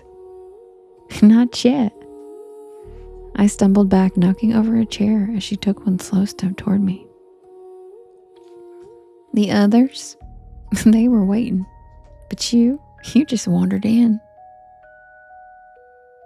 She raised a hand, and the walls began to shimmer. Literally shimmer. Like heat waves on asphalt. The checkered floor rippled, and the red booths started to fade, becoming outlines, and then shadows, and then nothing. And then I saw it. Underneath the illusion.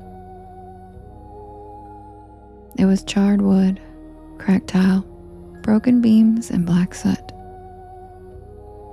Like the diner had burned down long ago. I ran.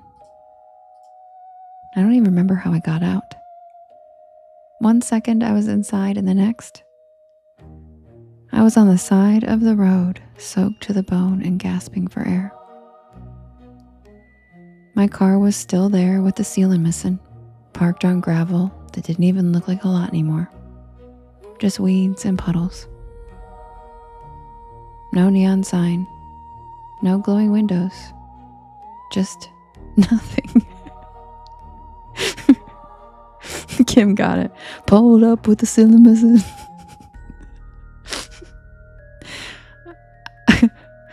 No music. No Porch Lore podcast. I kept glancing in the rear view mirror, half expecting to see that red neon flicker back to life. I didn't tell anyone. Not for weeks. Not until I finally looked up Sycamore Diner on a local history site. And then I found it.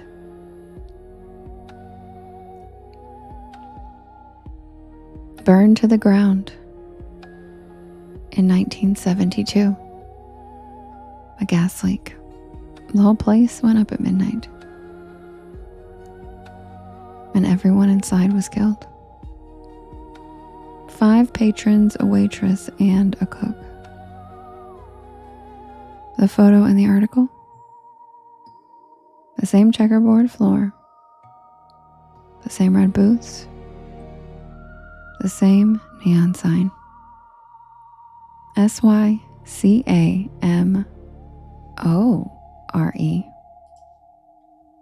And in the corner of the photo,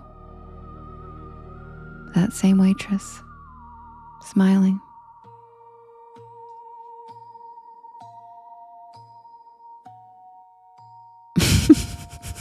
Matt.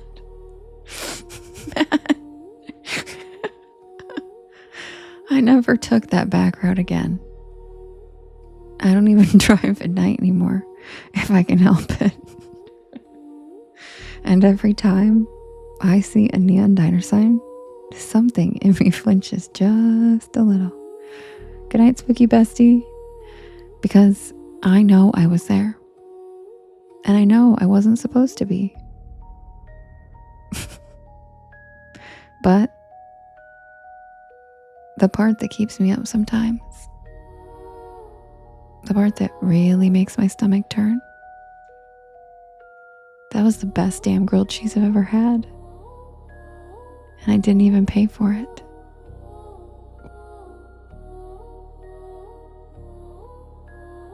And that's the tale of the night shift at Sycamore Diner.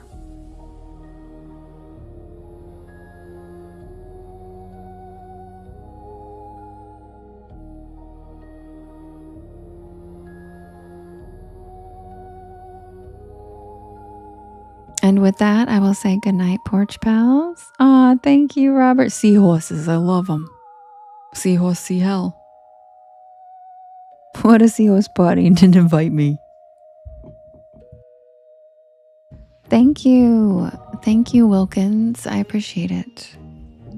Aw, you like it, Corey? Yeah, thanks for staying up. That's our end of the night story. Buenas noches, Misty. All right, you guys. Sweet dreams. Thanks for spending your evening with me. And don't forget, tomorrow is Witchy Wednesday. So your girl's going to be live again in like 7 hours. So feel free to join me tomorrow for Witchy Wednesday during the daytime on camera. I might take us to the river depending on if we get a storm or not. So I'll see you guys tomorrow. And if not, I'll be back at 10 p.m. as usual. Well, that's okay, Joe. Next time. Thanks, guys. I love you guys. And if you weren't able to fall asleep, head on over to my YT channel or any of the podcast streaming sites, and you can listen to all of these stories as much as you want. Just hit shuffle or play all. I have a bedtime stories playlist. Good one, Skrilla.